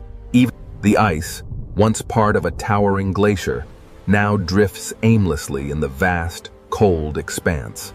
The albatross navigates the Drake Passage, a crucible where wind, ice, and sea converge in this untamed ocean. This is the Drake Passage, a place where the immense power of the ocean dwarfs even the largest mountains of ice, reminding us of nature's overwhelming scale. As the storm finally relents, the ocean begins its slow, rhythmic breathing once more. Here, in the Drake Passage, the Earth's motion is laid bare. The storm may soften, but the camera descends toward the restless sea. Here, the ocean remains ancient and unfinished, a corridor for the relentless currents of wind. The journey south reveals the immense power of the Antarctic, a vast reservoir of ice and cold water influencing every ocean on Earth. Turning north from the Antarctic glow, we enter the Drake Passage, a place defined by the immense scale of the pure ocean and the raw power of the wind. The journey north reveals the true scale of the oceanic realm, where every force, from the deep currents to the high winds, the Southern Ocean is a place of raw power, beautiful in its terror, indifferent to those who cross its path. Here, the waves roll endlessly into the mist, carrying the memory of the wind, the hidden currents, and the cold breath of Antarctica. Here, in the dark sea, the last iceberg drifts slowly, the memory of Antarctica carried on it. This is the Drake Passage, a place where the true power of the ocean is felt. No map between Cape Horn and the frozen continent, the Drake Passage reveals its true power, an untamable force where sky and sea merge. The Drake Passage, a fitting end to our journey, reminding us that this world remains. From above, the Pacific Ocean looks peaceful, endless, and almost motionless. But beneath this beautiful ocean surface, the planet is not still. The ocean hides a world of pressure, heat, stone, and movement. What seems like silence is only the surface of a much larger story. We now descend into the Pacific Ocean, where the hidden power begins. Above us, the ocean is bright. Below us, the earth begins to reveal itself. The deeper we go, the more the ocean changes from beauty into mystery. The Pacific Ocean is not only a body of water, it is a cover over a moving world. Below this ocean, entire plates of rock move slowly through time. They move too slowly for the eye to see, yet strongly enough to shape the planet. This ocean floor is not an empty place. It is a map written in stone. Every crack beneath the ocean tells us that Earth's crust is under pressure. Here, beneath the Pacific Ocean, pressure builds where no sunlight reaches. The surface above may be calm, but this hidden ocean floor is constantly changing. If the ocean water vanished, the Pacific would not look smooth at all. It would reveal mountains, trenches, fracture zones, and scars carved into the ocean floor. Some of these ocean trenches are deeper than mountains are tall. These are not empty holes in the ocean. They are places where Earth's crust bends downward. At the edges of the Pacific Ocean, one plate can be forced beneath another. This slow descent is the beginning of the Ring of Fire.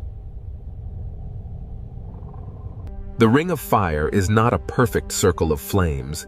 It is a horseshoe of geological pressure around the Pacific Ocean. Around this ocean, tectonic plates meet, collide, slide, sink, and fracture. This hidden boundary crosses the edges of continents, island arcs, and deep ocean basins. Volcanoes rise here because the ocean floor is being recycled into the planet. Some volcanoes reach the sky as islands. Others remain hidden forever beneath the ocean. The ocean hides much of Earth's volcanic power from human eyes. Here, fire does not need the open air. It can build new rock beneath the sea. Under the Pacific Ocean, heat, water, and stone meet in darkness.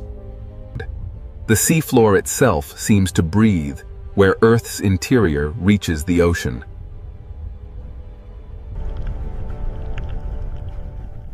These hidden vents show that the ocean floor is not dead rock.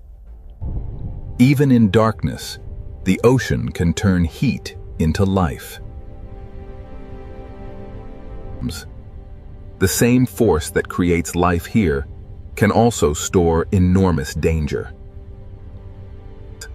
Along these boundaries, the ocean floor can become locked in place. The plates keep trying to move, but friction can hold them together.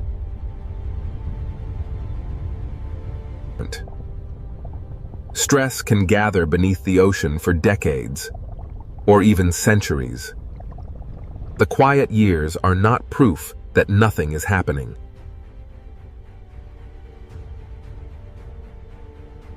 When a locked boundary finally breaks, slow motion becomes sudden release. This is how the hidden ocean floor can become the source of a powerful earthquake. If the movement is strong and shallow beneath the ocean, the water above can be displaced. A tsunami does not begin as a wall of water. It begins when the seafloor moves. In deep ocean water, this energy may pass almost unseen. The Pacific Ocean can look peaceful while a force is already crossing it. This is the danger of the hidden ocean floor. What happens below can travel far beyond the source. The Ring of Fire connects trenches, volcanoes, earthquakes, and ocean waves into one vast system. And it is not a single doomsday switch. It is a long chain of active tectonic edges. The scale is difficult to imagine because the ocean hides almost everything. From below, the Pacific Ocean feels like a lid over a restless planet.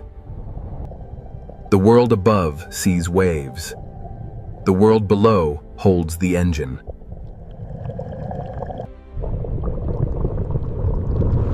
Now we understand why the calm ocean surface can be misleading.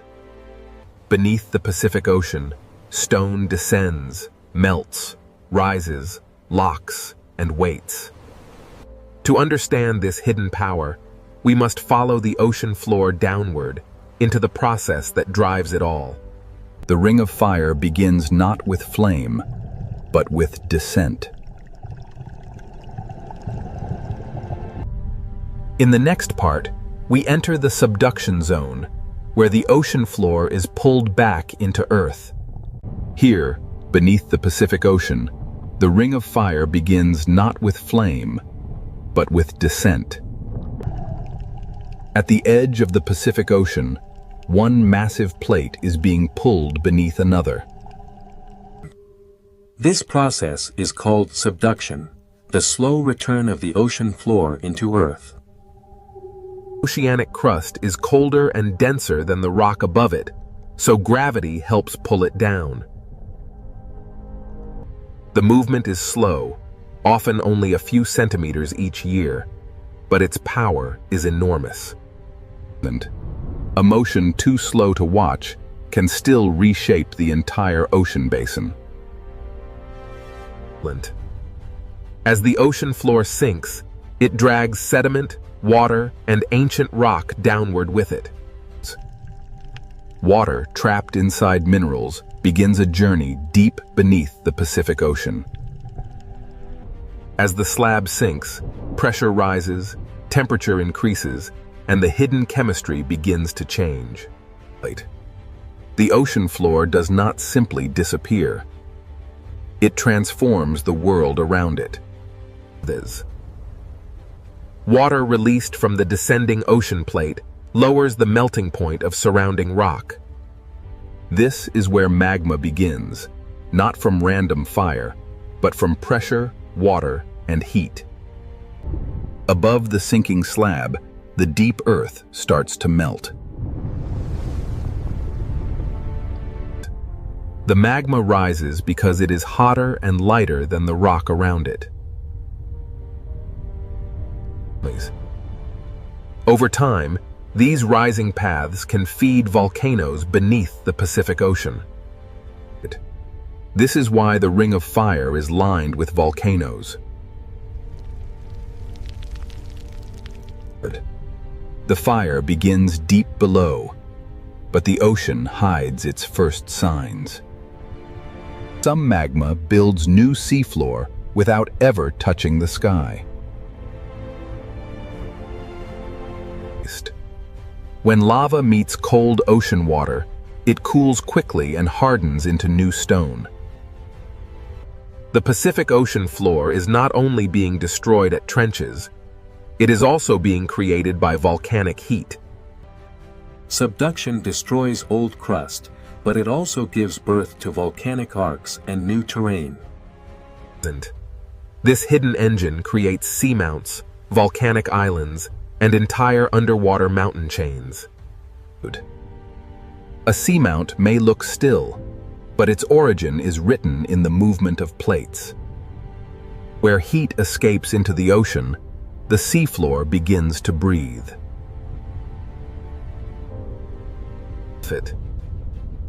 Hydrothermal vents are signs that Earth's interior is reaching into the ocean. Minerals carried by hot water build chimneys in the darkness of the Pacific Ocean. In this hidden ocean world, heat becomes chemistry, and chemistry can become life. Even without sunlight, the ocean can support life near the heat of the Earth. Subduction is not only a destructive force, it is also a creator of hidden ecosystems. But the same process that creates heat and life also stores danger along locked boundaries. Where the descending ocean plate meets the plate above, friction can stop the movement. The plates continue pushing, but the boundary holds them in place.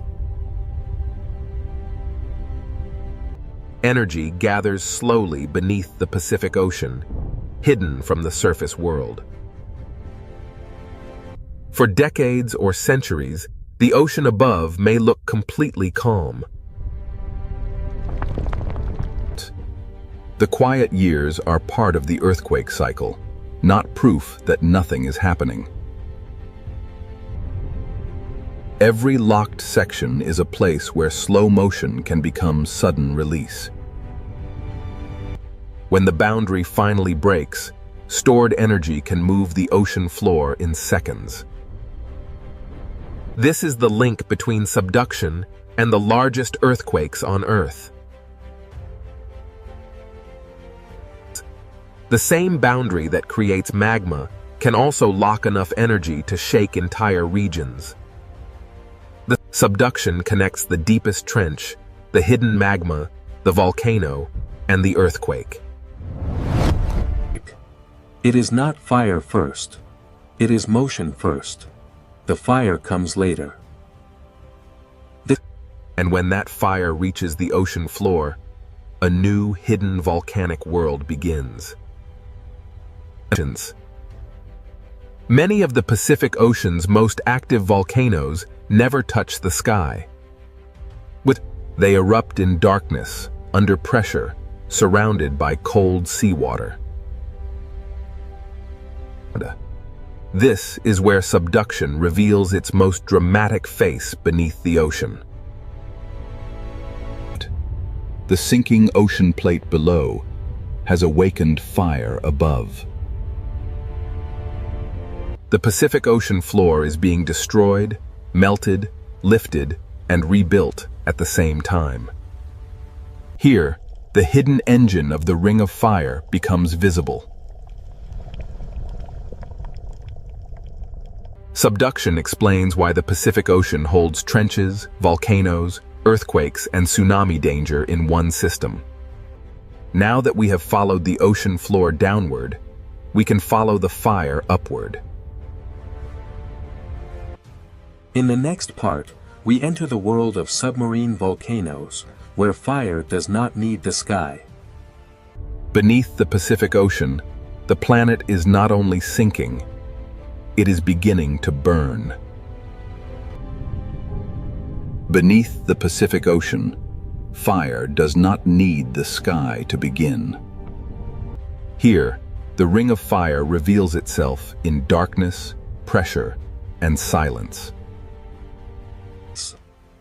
Most people imagine volcanoes reaching into the air, but many are hidden beneath the ocean.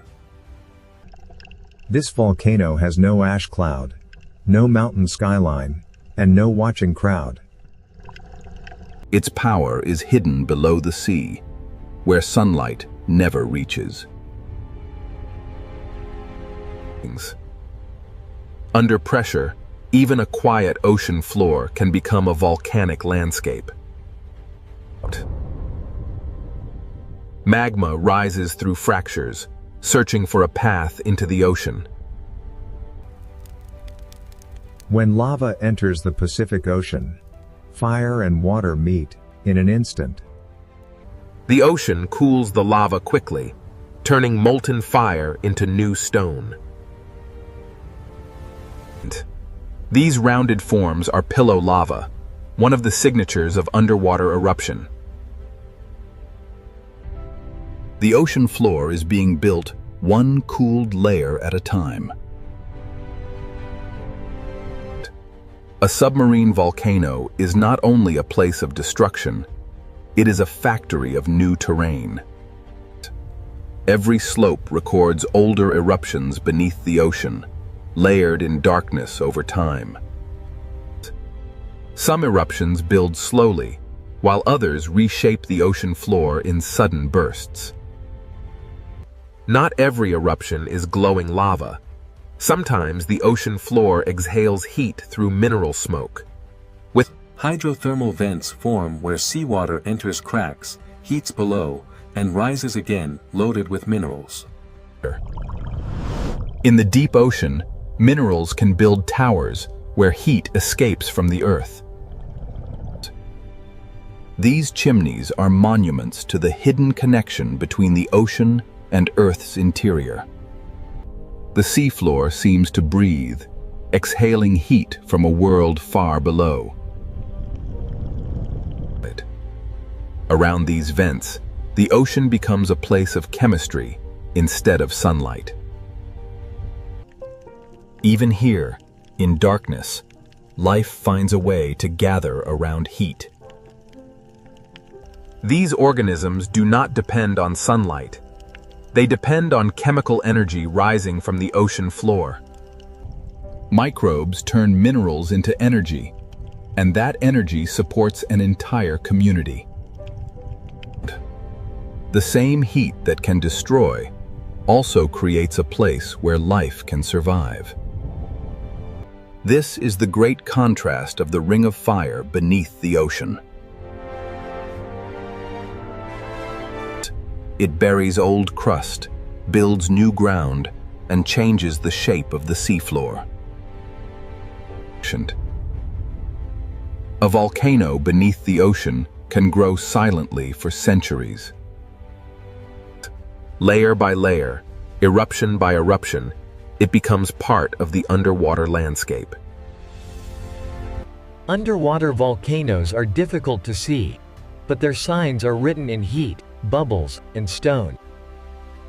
An eruption beneath the ocean may leave only chemical changes, floating pumice, and evidence on the seabed. But the ocean hides the drama, but it cannot erase the record.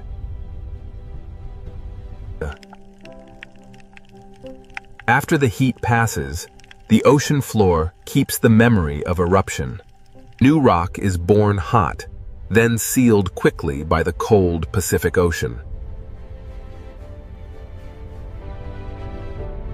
Here, time is layered across the ocean floor. Submarine volcanoes can build, collapse, fracture, and rebuild beneath the waves. Even underwater, volcanic slopes are shaped by instability and pressure. Gas, heat, and pressure rise through cracks long after an eruption begins to fade. The volcano becomes a living machine of rock, water, heat, and chemistry. This hidden world proves that destruction and creation are not separate beneath the ocean. Life gathers at the edge of heat, where the deep ocean should seem impossible. Above the vents, the Pacific Ocean remains cold and silent, hiding everything below. From the surface, none of this fire can be seen. The ocean hides not just one eruption, but a long history of volcanic change. Across the Pacific Ocean, countless volcanic worlds rise from the seafloor. Some will never become islands, but they still shape the ocean around them. Minerals from these vents paint the ocean floor with traces of Earth's interior. Old vents die, new vents open, and the volcanic system keeps changing. But even in the deep ocean, nothing here is truly frozen in time. The same heat that feeds the vents also reminds us that pressure is still rising below. A submarine volcano is connected to forces much larger than the vent itself. Behind the lava and vents lies the same tectonic engine that bends the ocean floor downward. The volcano is the visible breath of a hidden system beneath the Pacific Ocean. But the same boundary that creates volcanic fire can also lock dangerous energy in place. The Ring of Fire does not separate volcanoes from earthquakes. It connects them. Where the plates become stuck, the next story begins. The hidden fire builds new worlds, but the locked boundary stores the power to shake them. In the next part, we enter the locked boundary, where a megathrust earthquake can begin. Here beneath the Pacific Ocean, the hidden fire gives way to a different kind of power. This is where the ocean floor can become locked by friction. The plates continue trying to move, but the boundary resists. The movement does not stop. It becomes stored energy.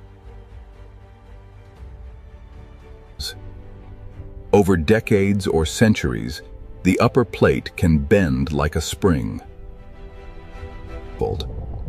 The ocean above may look calm, while stress gathers below. A megathrust fault can extend for hundreds of kilometers beneath the ocean. Its scale is difficult to imagine because the ocean hides almost everything. The same system that builds volcanoes can also store earthquake energy. Nothing dramatic may happen at the surface for a long time. The quiet years are part of the earthquake, not proof that the ocean floor is still. Stress leaves small signs before the great release. Gas, pressure, and motion reveal that something deep below is changing. The boundary is locked, but the force behind it keeps pushing. This is the silent tension of the Pacific Ocean. Like a compressed spring, the ocean floor holds energy until the locked section can no longer resist. Then, in seconds, the locked boundary begins to fail. The release starts in one place and races through the boundary. A vast section of Earth's crust can move in moments. This sudden movement is the heart of a megathrust earthquake. The shaking begins below the ocean, where no city lights can see it. The rupture can travel across an enormous fault surface.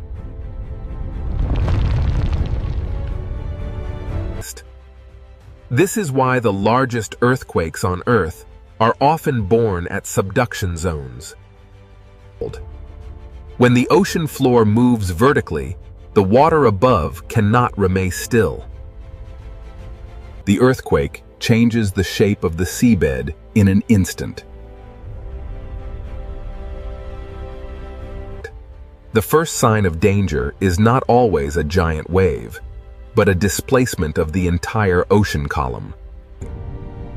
Far above, the ocean surface may still appear peaceful, but the source has already released energy into the sea. Not every part of the boundary moves the same way. After the main break, the ocean floor may continue adjusting.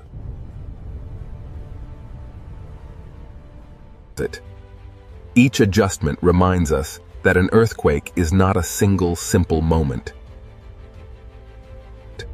The surface can hide the scale of what has happened below.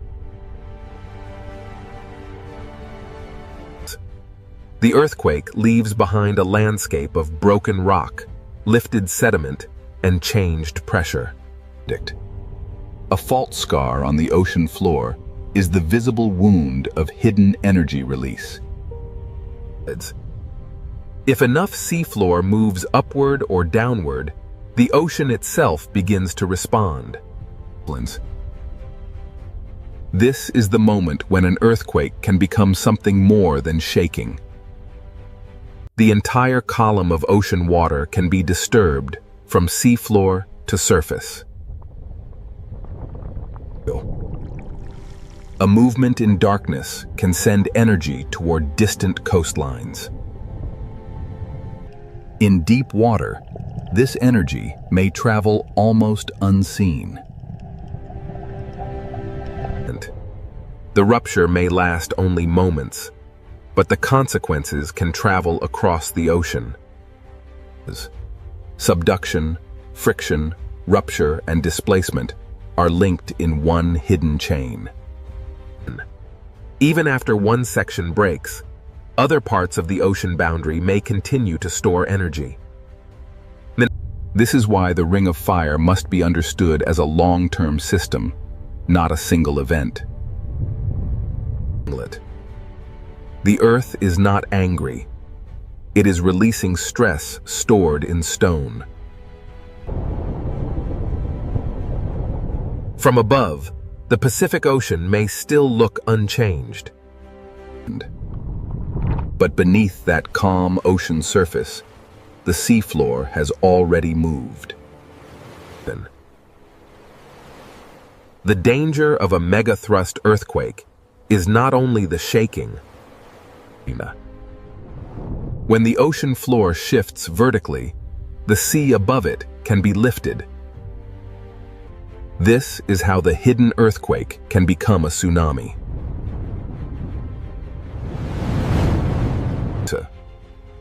A tsunami begins not as a towering wave, but as the ocean being displaced. In deep water, the first movement may be almost impossible to see. In the next part, we follow that energy as it crosses the Pacific Ocean and becomes a tsunami. Beneath the ocean, the boundary has broken. Now the water begins to move. Beneath the Pacific Ocean, the boundary has broken, and now the water begins to move. A tsunami begins when the ocean floor moves and displaces the water above it. But this is not a wind wave. It is the movement of the ocean from bottom to surface. The entire ocean column is disturbed, and the energy begins to travel.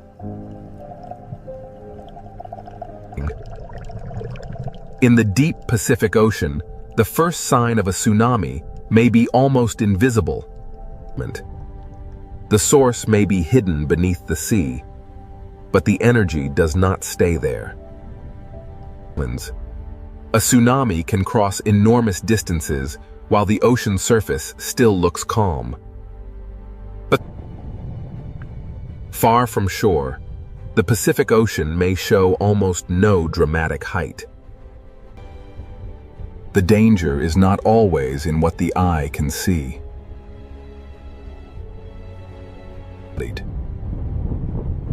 The wave is long, fast, and filled with energy. Across the Pacific Ocean, the energy moves over landscapes hidden far below the surface. Even underwater mountains feel only a passing motion as the energy continues outward. In deep water, the tsunami is not yet the image people fear. It is not a wall from nowhere. It is energy moving through water. Rock moved first, water followed, and now the ocean carries the message. From above, the Pacific Ocean can still look peaceful while the force is already traveling. This is why tsunamis are so dangerous. The ocean can hide them until they approach shallow water. As the wave nears of shallower ocean, the story begins to change. The ocean becomes shallower, and the long wave begins to slow. The seafloor starts to slow the wave from below.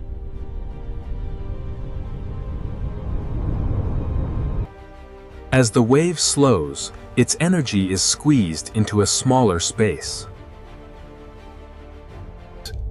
The hidden motion begins to grow into visible force. Near shore, the ocean floor feels the change first. The energy that was almost invisible in deep water now begins to rise. The ocean surface changes because the whole water mass is being forced upward. What was low and fast in deep water becomes higher and more dangerous near shore. A tsunami near shallow water is not just a wave. It is a moving mass of ocean. Sometimes the first warning is a strange retreat of the sea. When the ocean pulls away suddenly, it can be a sign that a stronger surge is coming. The ocean does not always announce danger with height. Sometimes it begins with motion. Then the sea returns with the energy gathered across the basin. The force is not only above the surface, it moves through the full depth of the water. This is why even a modest-looking tsunami can carry enormous power. Near shore, the Pacific Ocean can transform from calm surface into a relentless moving force. The source may be far away, but the result can arrive with little time to react. Below the surface, the tsunami is a current as much as a wave. The shape of the ocean floor can focus and strengthen the moving water. Every coastline receives the energy differently because every seafloor is shaped differently. A tsunami is physics. Rock moves, water is displaced, and energy spreads. The chain begins at the ocean floor and ends wherever the energy reaches shallow water.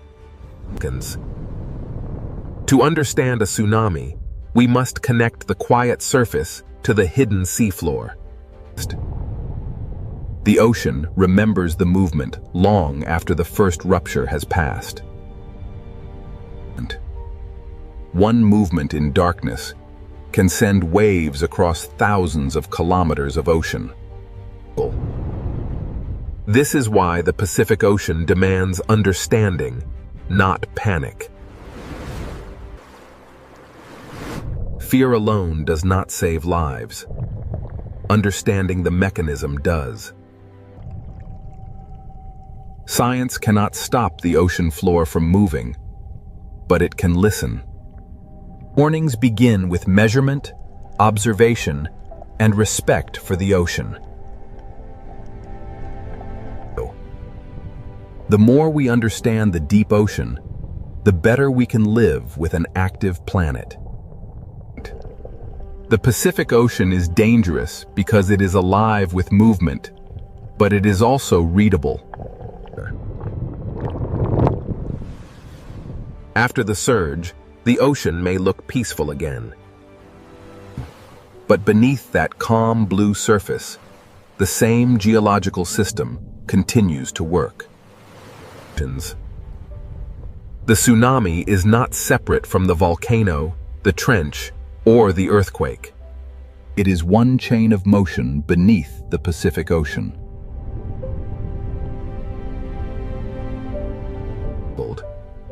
Even after disturbance, the deep ocean continues to create life around heat.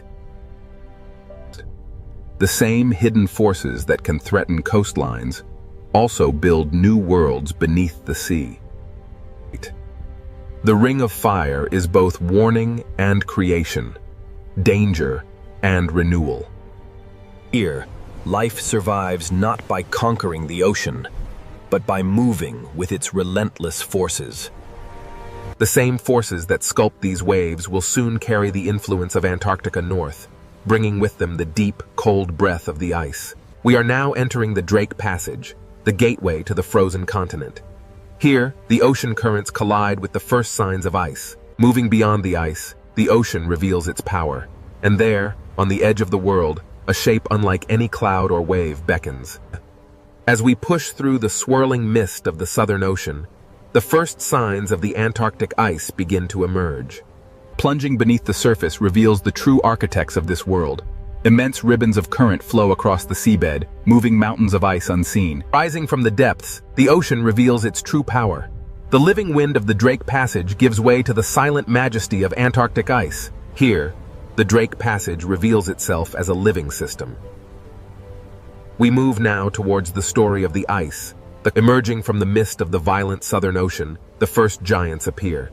Blue and white sentinels, beginning their long voyage north. Emerging through the mist, the great glacier stands silent, a wall of frozen history, while the dark waves crash below. Against these walls of blue ice, the waves of the Southern Ocean spend their fury, a timeless battle between water and frost.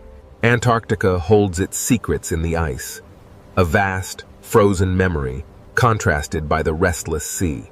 Adrift in the formidable swells of the Drake Passage, this solitary iceberg begins its final voyage, a silent messenger from the deep south. Rising from the turbulent ocean, the iceberg's visible peak suggests the immense mass hidden beneath the waterline. Below the turbulent surface, the true scale of the iceberg is revealed, a colossal structure of ancient ice extending deep into the dark ocean abyss.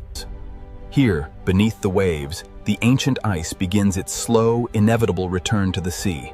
Meltwater streams carry. Here, frozen land meets the moving sea. This quiet exchange of meltwater fundamentally alters the ocean's chemistry and currents. Rising from the depths, we witness the sheer magnitude of the iceberg. Here, wind and wave collide with millennia of compressed ice. The Drake Passage possesses a raw power unmatched anywhere on Earth, constantly reshaping the Antarctic coastline.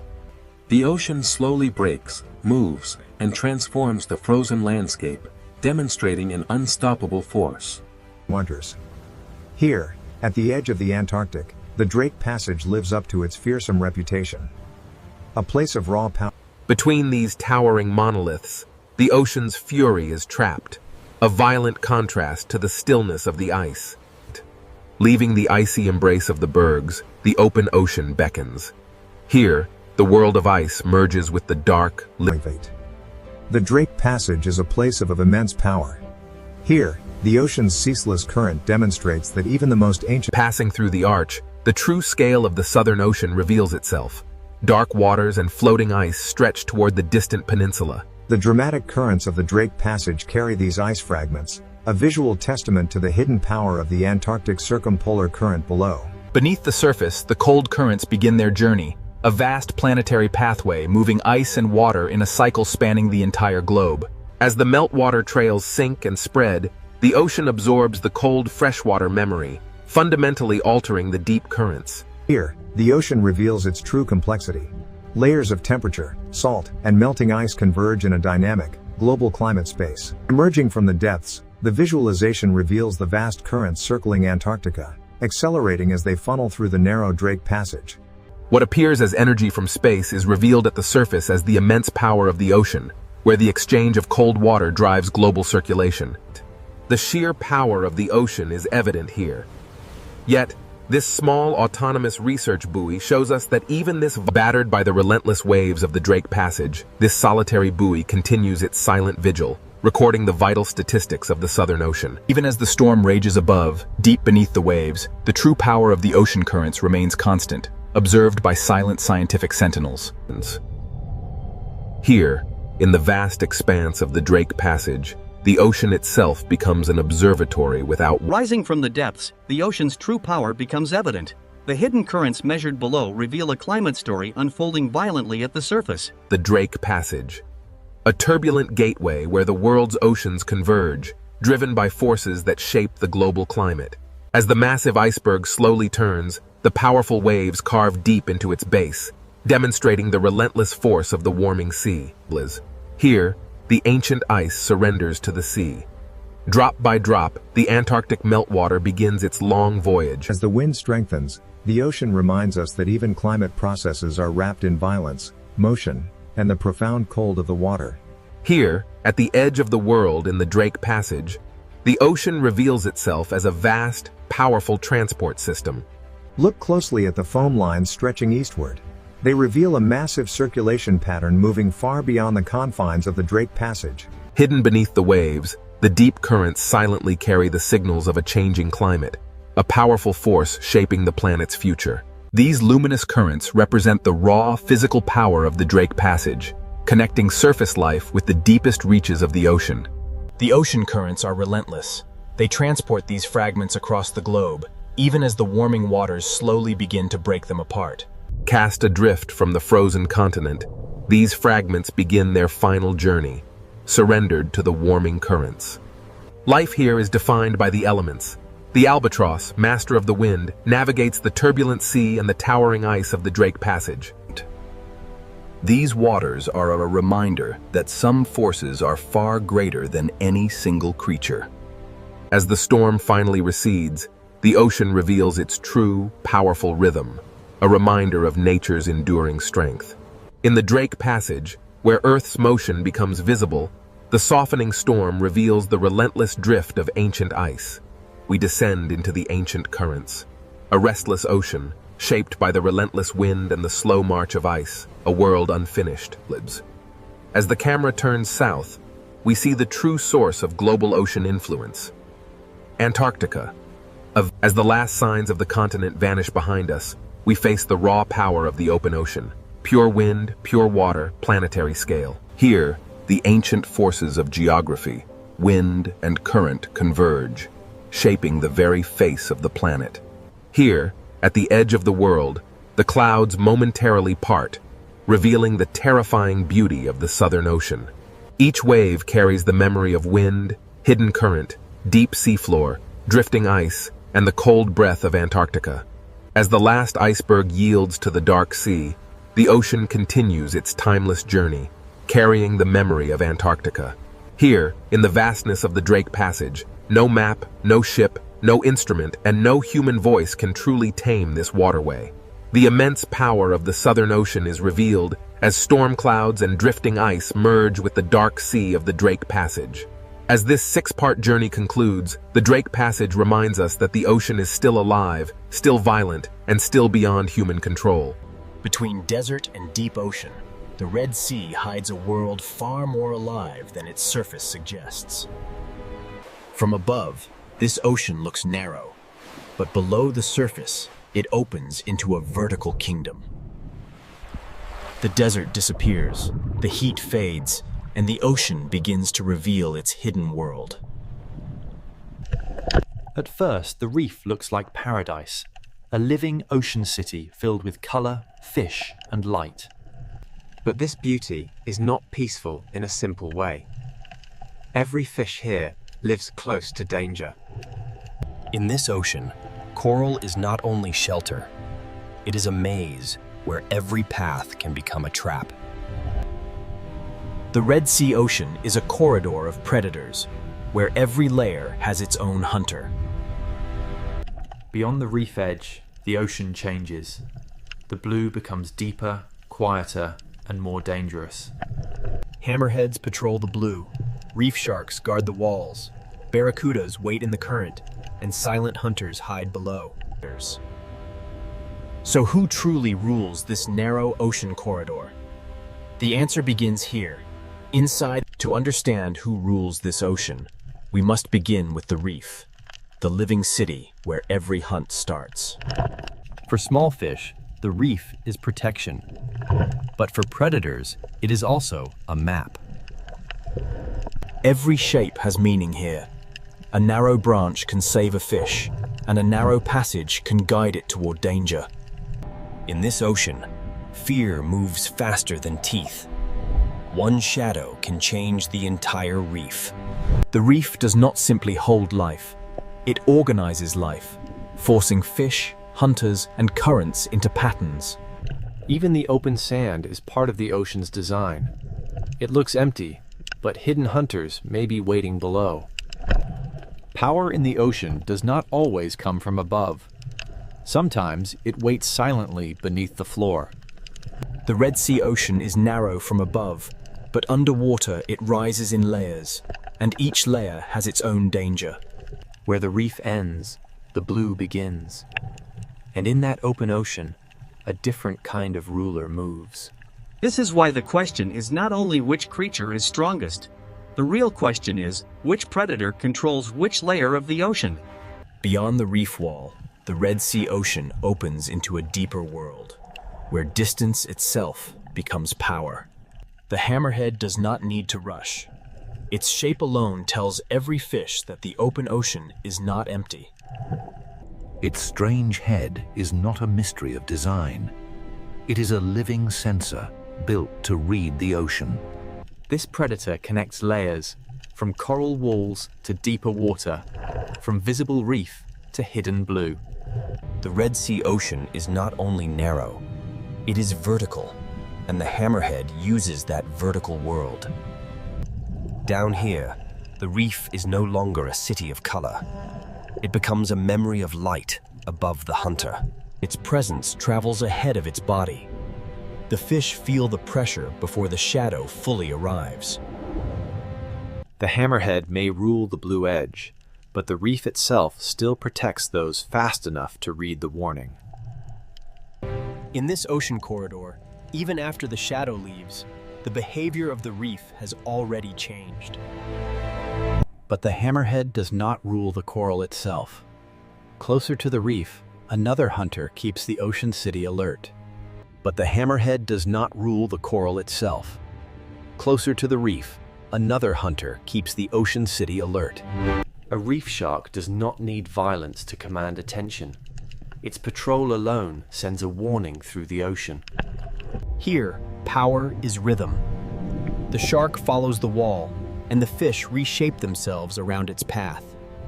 The reef gives fish places to hide, but it also gives predators routes to follow. A single shark can turn open water into risk, and a safe path into a difficult choice. Not every reef shark moves the same way. Some patrol the edge, while others wait inside the hidden architecture of coral. In the Red Sea Ocean, even a resting predator changes how fish use space. In shallower ocean light, another reef shark carries the same message. The open edge is never neutral. These sharks do not simply hunt fish. They shape the behavior of every fish that shares the reef. Reef sharks rule the patrol line, but above the coral and inside the current, another predator waits like a silver blade. Reef sharks rule the patrol line, but above the coral, another predator waits in perfect stillness. Barracuda do not command the ocean by size. They command it by timing, patience, and sudden speed. In this narrow ocean corridor, stillness can be more frightening than motion. One break in the pattern, and the quiet ocean becomes a chase. The reef saves some fish, but the open water always demands a price for hesitation. But not every hunter in the Red Sea Ocean needs speed. Some rule by waiting inside the reef itself. The grouper does not need the whole ocean. It only needs one cave, one ledge, and one careless fish. Below the reef, the ocean hides another kind of power, silent, flat, and almost impossible to see. The ray does not patrol the wall or chase through the current. It reads the ocean floor like a secret map. So who truly rules this narrow ocean corridor? The answer is not one creature. The Red Sea Ocean does not begin with predators alone. It begins with the reef that makes predators possible. The Red Sea Ocean does not begin with predators alone. It begins with the reef that makes predators possible. A reef is a city built by living animals, filled with streets, rooms, tunnels, and hidden doors. Every narrow path can protect a fish, but every narrow path can also guide it toward danger. In this ocean, danger often arrives first as pressure, not as teeth. The reef creates choices, and in a predator's ocean, every choice has a cost. Grazing fish feed in the open, but they never forget the shelter behind them. Small fish survive by reading space, current, shadow, and distance to coral. A school can disappear into coral in a heartbeat, leaving the ocean above it silent. The reef protects life by hiding it, releasing it, and hiding it again. But the same shelter that protects prey can also conceal a hunter. Predators learn these paths because the reef teaches fish where they must pass. A gap that lasts only a second can become the most dangerous place in the ocean. Safety is never permanent here. It is borrowed from the shape of the reef. This is why the Red Sea Ocean feels larger than it looks. It is narrow, but it is layered. Between coral walls, even sand becomes part of the hunting system.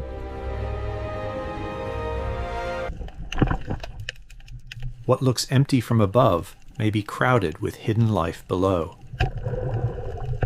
The reef connects the bottom, the wall, the current, and the blue water beyond. A shallow coral garden can become a deep wall in only a few meters. At this edge, the ocean is divided into those who hide and those who hunt. Current turns the reef into motion, and motion reveals where fish must go. To feed in the current, fish must risk exposure. To survive, they must measure every meter. Not every predator is a giant. Some are smaller pressures that keep the reef alert. In the reef city, position can matter more than speed. A healthy reef supports many kinds of fish because it creates many kinds of opportunity. Where there are many fish, there are many eyes, many warnings, and many chances for a hunter. The reef can look peaceful until every fish vanishes at once.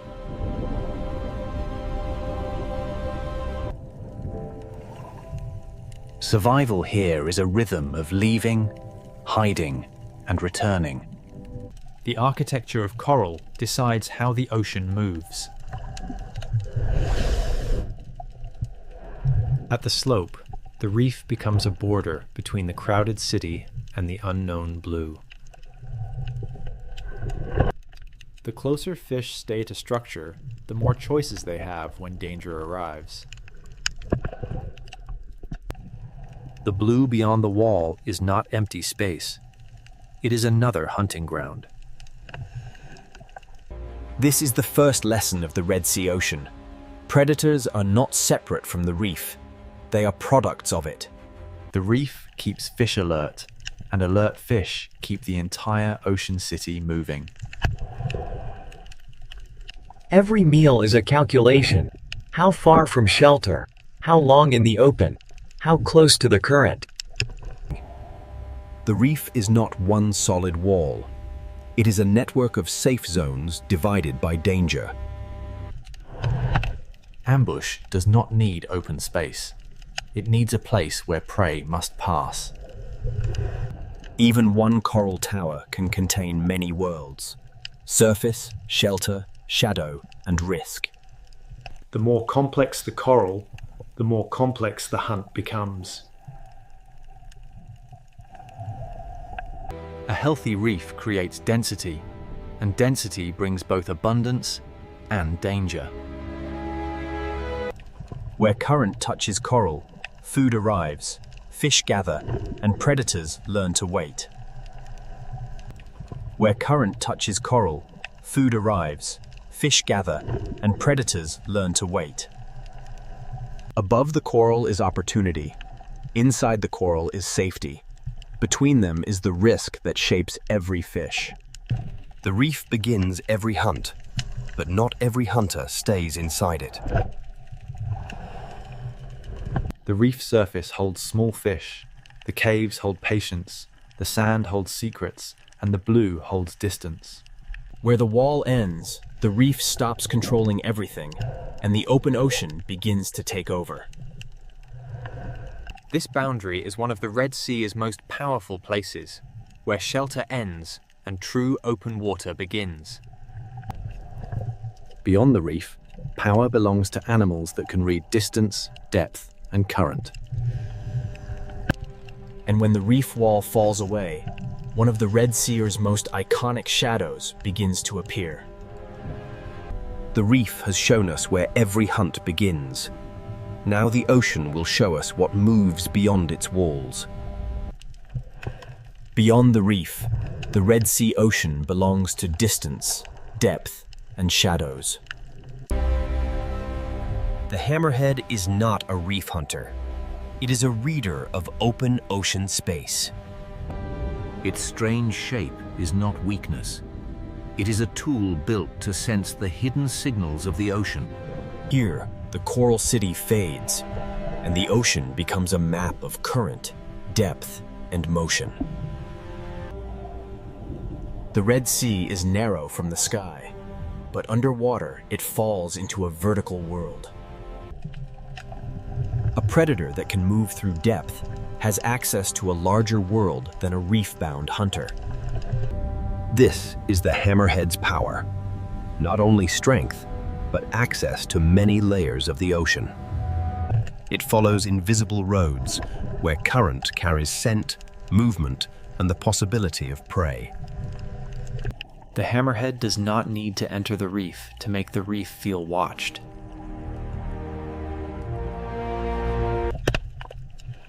Small fish answer the shark with distance, shelter, and sudden silence.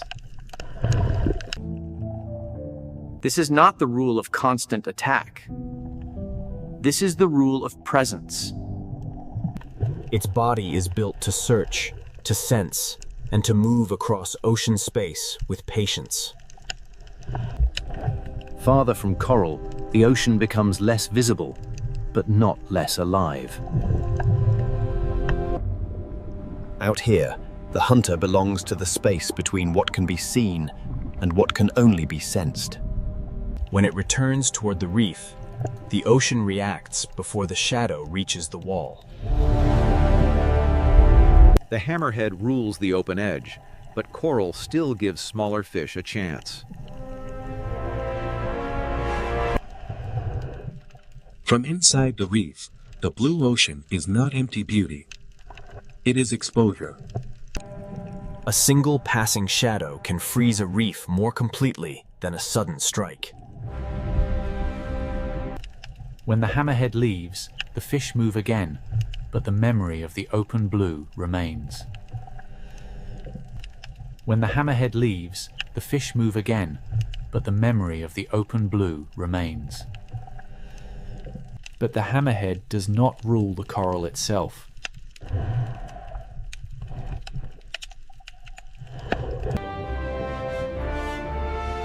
Closer to the reef, power moves in a different rhythm. Here, the reef shark becomes the moving pressure along the coral border.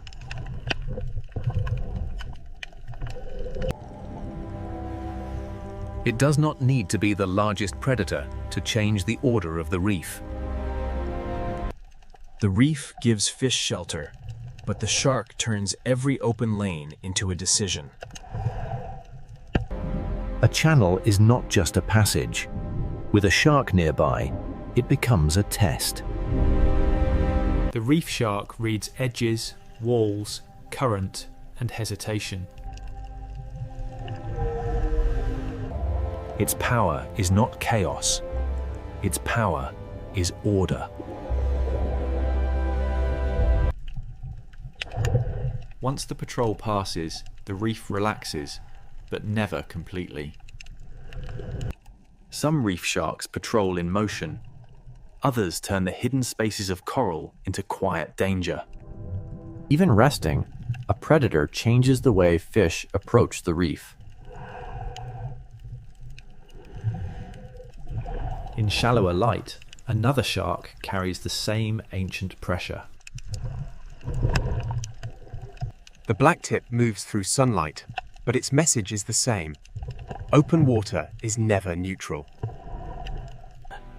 The shark does not simply search for food.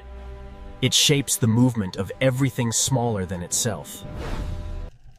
From inside the coral, even a passing shark becomes the sky of danger. Predators create caution, and caution shapes where fish feed, hide, and travel.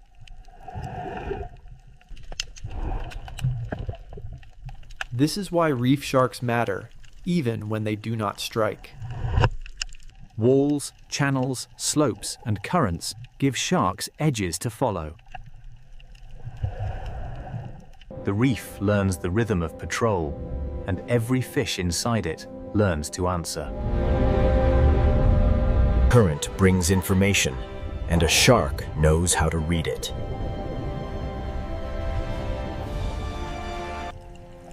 Here, the Red Sea's narrow shape does not limit life.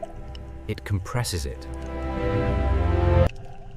Reef sharks rule not by owning every space, but by making every space matter. But the patrol line is not the only zone of power. Above the coral, in the open lanes of the ocean current, another hunter waits for one perfect moment. The hammerhead rules the blue edge. The reef shark patrols the wall. But speed is about to change the rhythm of the ocean. Part of the Red Sea is ruled by depth, part by patrol, and now the current belongs to the silver blades. In the current above the reef, the Red Sea ocean changes rhythm again.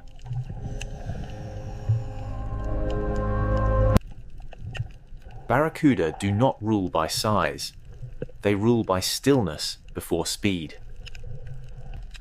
The ocean looks calm, but every fish beneath them is calculating distance to shelter. For prey, the reef is safety. For barracuda, the space just outside it is opportunity. A current can become a corridor, and a corridor can become a trap. One instant of hesitation, and still water becomes a chase. The reef saves the quick, but the open ocean punishes the separated. Barracuda power lives in contrast. Long patience, then one precise explosion of speed. Where current touches coral, food gathers, fish gather, and predators learn the timing. The current feeds the reef, but it also exposes every fish that moves too far from shelter. In this layer of the ocean, power belongs to the animal that knows when not to move. A school survives by becoming one body, one turn, one warning. Barracuda do not chase chaos. They look for the one place where order breaks. A few meters of separation can turn a bright ocean lane into danger. Speed is not only movement, it is the ability to arrive before escape becomes possible. After every burst, the ocean returns to stillness, but every fish remembers the cost of drifting apart. The reef shark controls the wall, but barracuda control the open lane above it. Their bodies are built for clean acceleration, with no wasted movement and no warning. The barracuda waits like a blade, because the ocean will bring the moment to it. Around it, the reef moves, the fish move, the current moves. The hunter waits. The fish know the roof of the ocean can become a strike from above. In the Red Sea, the same current that brings food also brings risk. Barracuda are not the only fast hunters here. The current attracts many predators built for sudden pursuit. Trevally bring weight to speed, turning the open lane into a moving wall of pressure. Every fast predator makes the reef more valuable to the fish that can reach it. Here, speed has many shapes, each one reading the same current in a different way. The open lane rewards hunters that can cross distance before prey can organize. But among these fast hunters, barracuda remain the masters of the sudden moment. The reef creates the passage, the current sets the direction, and the barracuda waits where both become one. This is not random hunting. It is structure, timing, and reaction. In the rule of reaction time, survival belongs to those who turn first.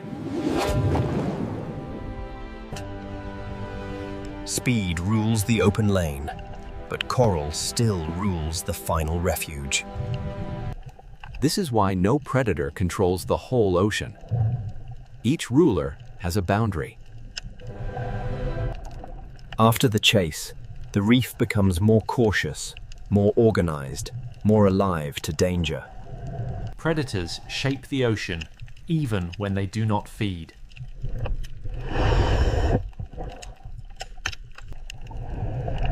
The map is not drawn in sand or stone. It is drawn in movement. For the viewer, they are beautiful. For the reef fish, they are the shape of the open water's danger. The Red Sea Ocean gives them a perfect stage. Clear water, strong current, and fish forced close to structure. But the reef has predators that do not need open water or sudden acceleration. Below the silver hunters, the reef holds a slower kind of power. Here, dominance is not measured in speed, but in position.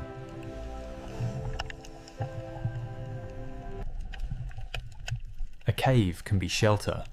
It can also be a mouth in the architecture of the reef. After the speed of the current, the Red Sea Ocean now reveals the power of waiting. The current belongs to the silver blades, but the caves belong to hunters that never need to chase. To understand the next ruler of the Red Sea, we must leave speed behind and enter the shadows. In the next layer, the Red Sea Ocean will show us that silence can be just as dangerous as speed. Here, the Red Sea Ocean leaves speed behind and enters the kingdom of patience. The grouper does not need open ocean speed. It controls one place completely. Its greatest weapon is not only its body, it is position. The reef builds the stage, and the grouper chooses the best place on it. A predator does not need to strike to control the movement of fish. This is ownership through stillness, a small kingdom ruled by waiting. In the reef, the most dangerous distance can be the last few inches. A ledge is not just rock. It is a boundary between visibility and surprise. The Red Sea Reef is full of doors, but not every door leads to safety. The grouper's world is not wide like the hammerheads, but inside this structure, its control is complete. And in smaller cracks of the same ocean city, another hidden hunter waits. The moray does not need a wide territory. It turns a crack in the reef into danger. In this layer of the ocean, visibility belongs to prey, but concealment belongs to the hunter. The reef does not only create shelter for fish, it creates invisibility for predators. Every fish that passes this crack must decide how close is too close. Inside the reef, the ocean becomes a maze of safe routes and forbidden openings. Some predators dominate by making fish avoid spaces they cannot see into. The reef gives life many exits, but every exit opens into another risk. Grouper and moray share the same lesson. In the reef, structure can be stronger than speed. But not all hidden power waits inside the coral.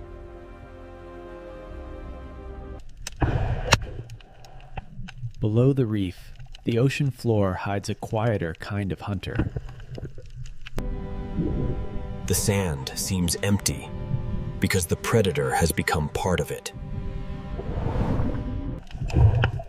The ray does not chase through open water. It reads the ocean floor.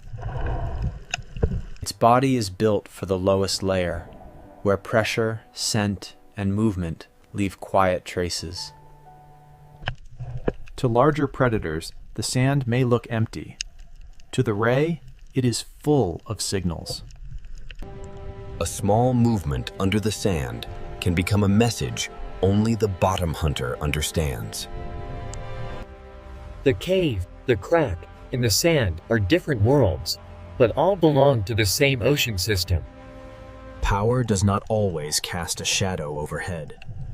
Sometimes it waits beneath a thin layer of sand. The danger disappears not because it leaves, but because it becomes invisible again. The sand is not a gap between important places. It is an entire layer of the hunt. In this lower world, the hunt happens through contact, pressure, scent, and patience.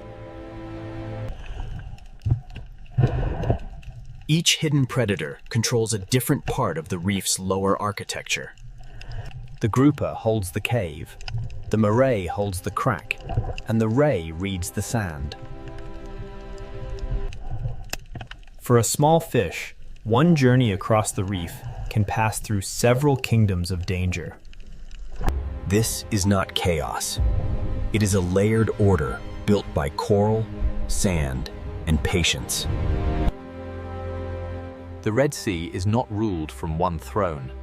It is divided into many small territories. Some rulers move across great distance. Others make one small place dangerous every day. But none of these hunters owns the whole ocean. Each rules only the layer it understands best. Now the answer becomes clearer. The Red Sea is not a kingdom of one predator, but a system of many layers.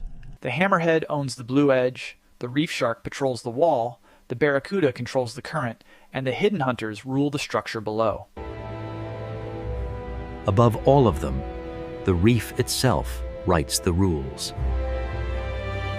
It creates shelter, ambush points, current breaks, sand borders, and the density of life that makes predators possible.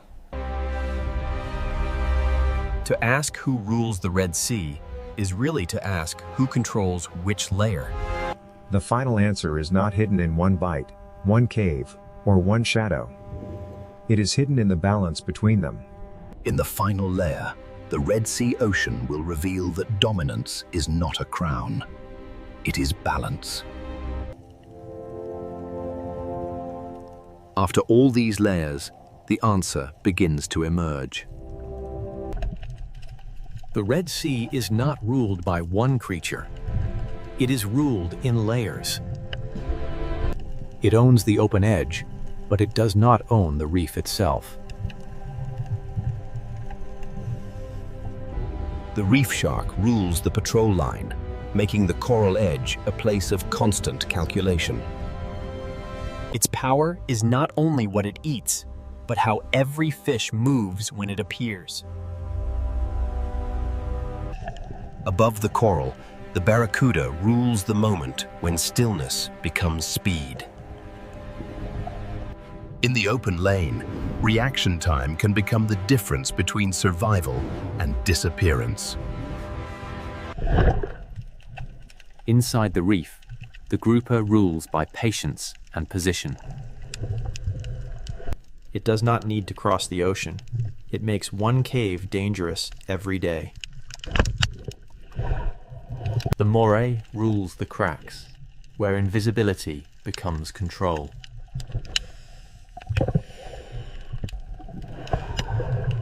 On the sandy floor, the ray rules the world that many predators ignore. It reads the floor the way a shark reads open water.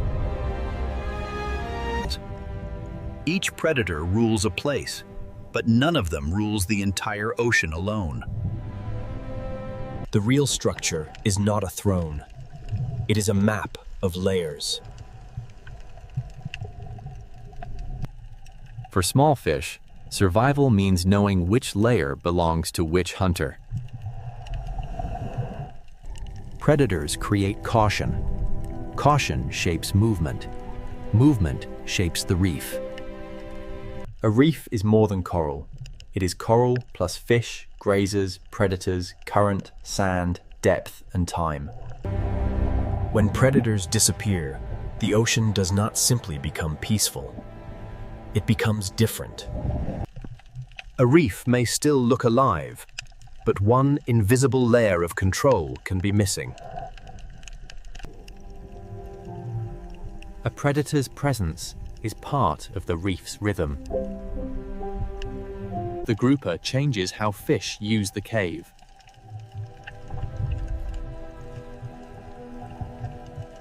The barracuda changes how fish hold together.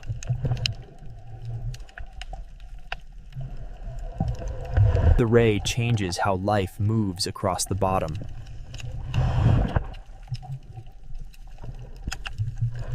Each predator is a warning, a boundary, and a force in the movement of the reef. Balance does not mean peace without danger. Balance means every role still exists.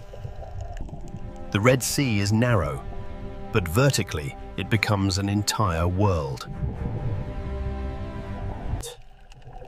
Its narrow shape does not limit life.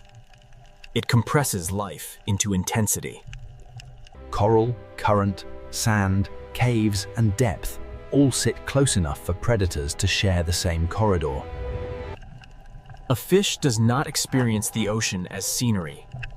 It experiences the ocean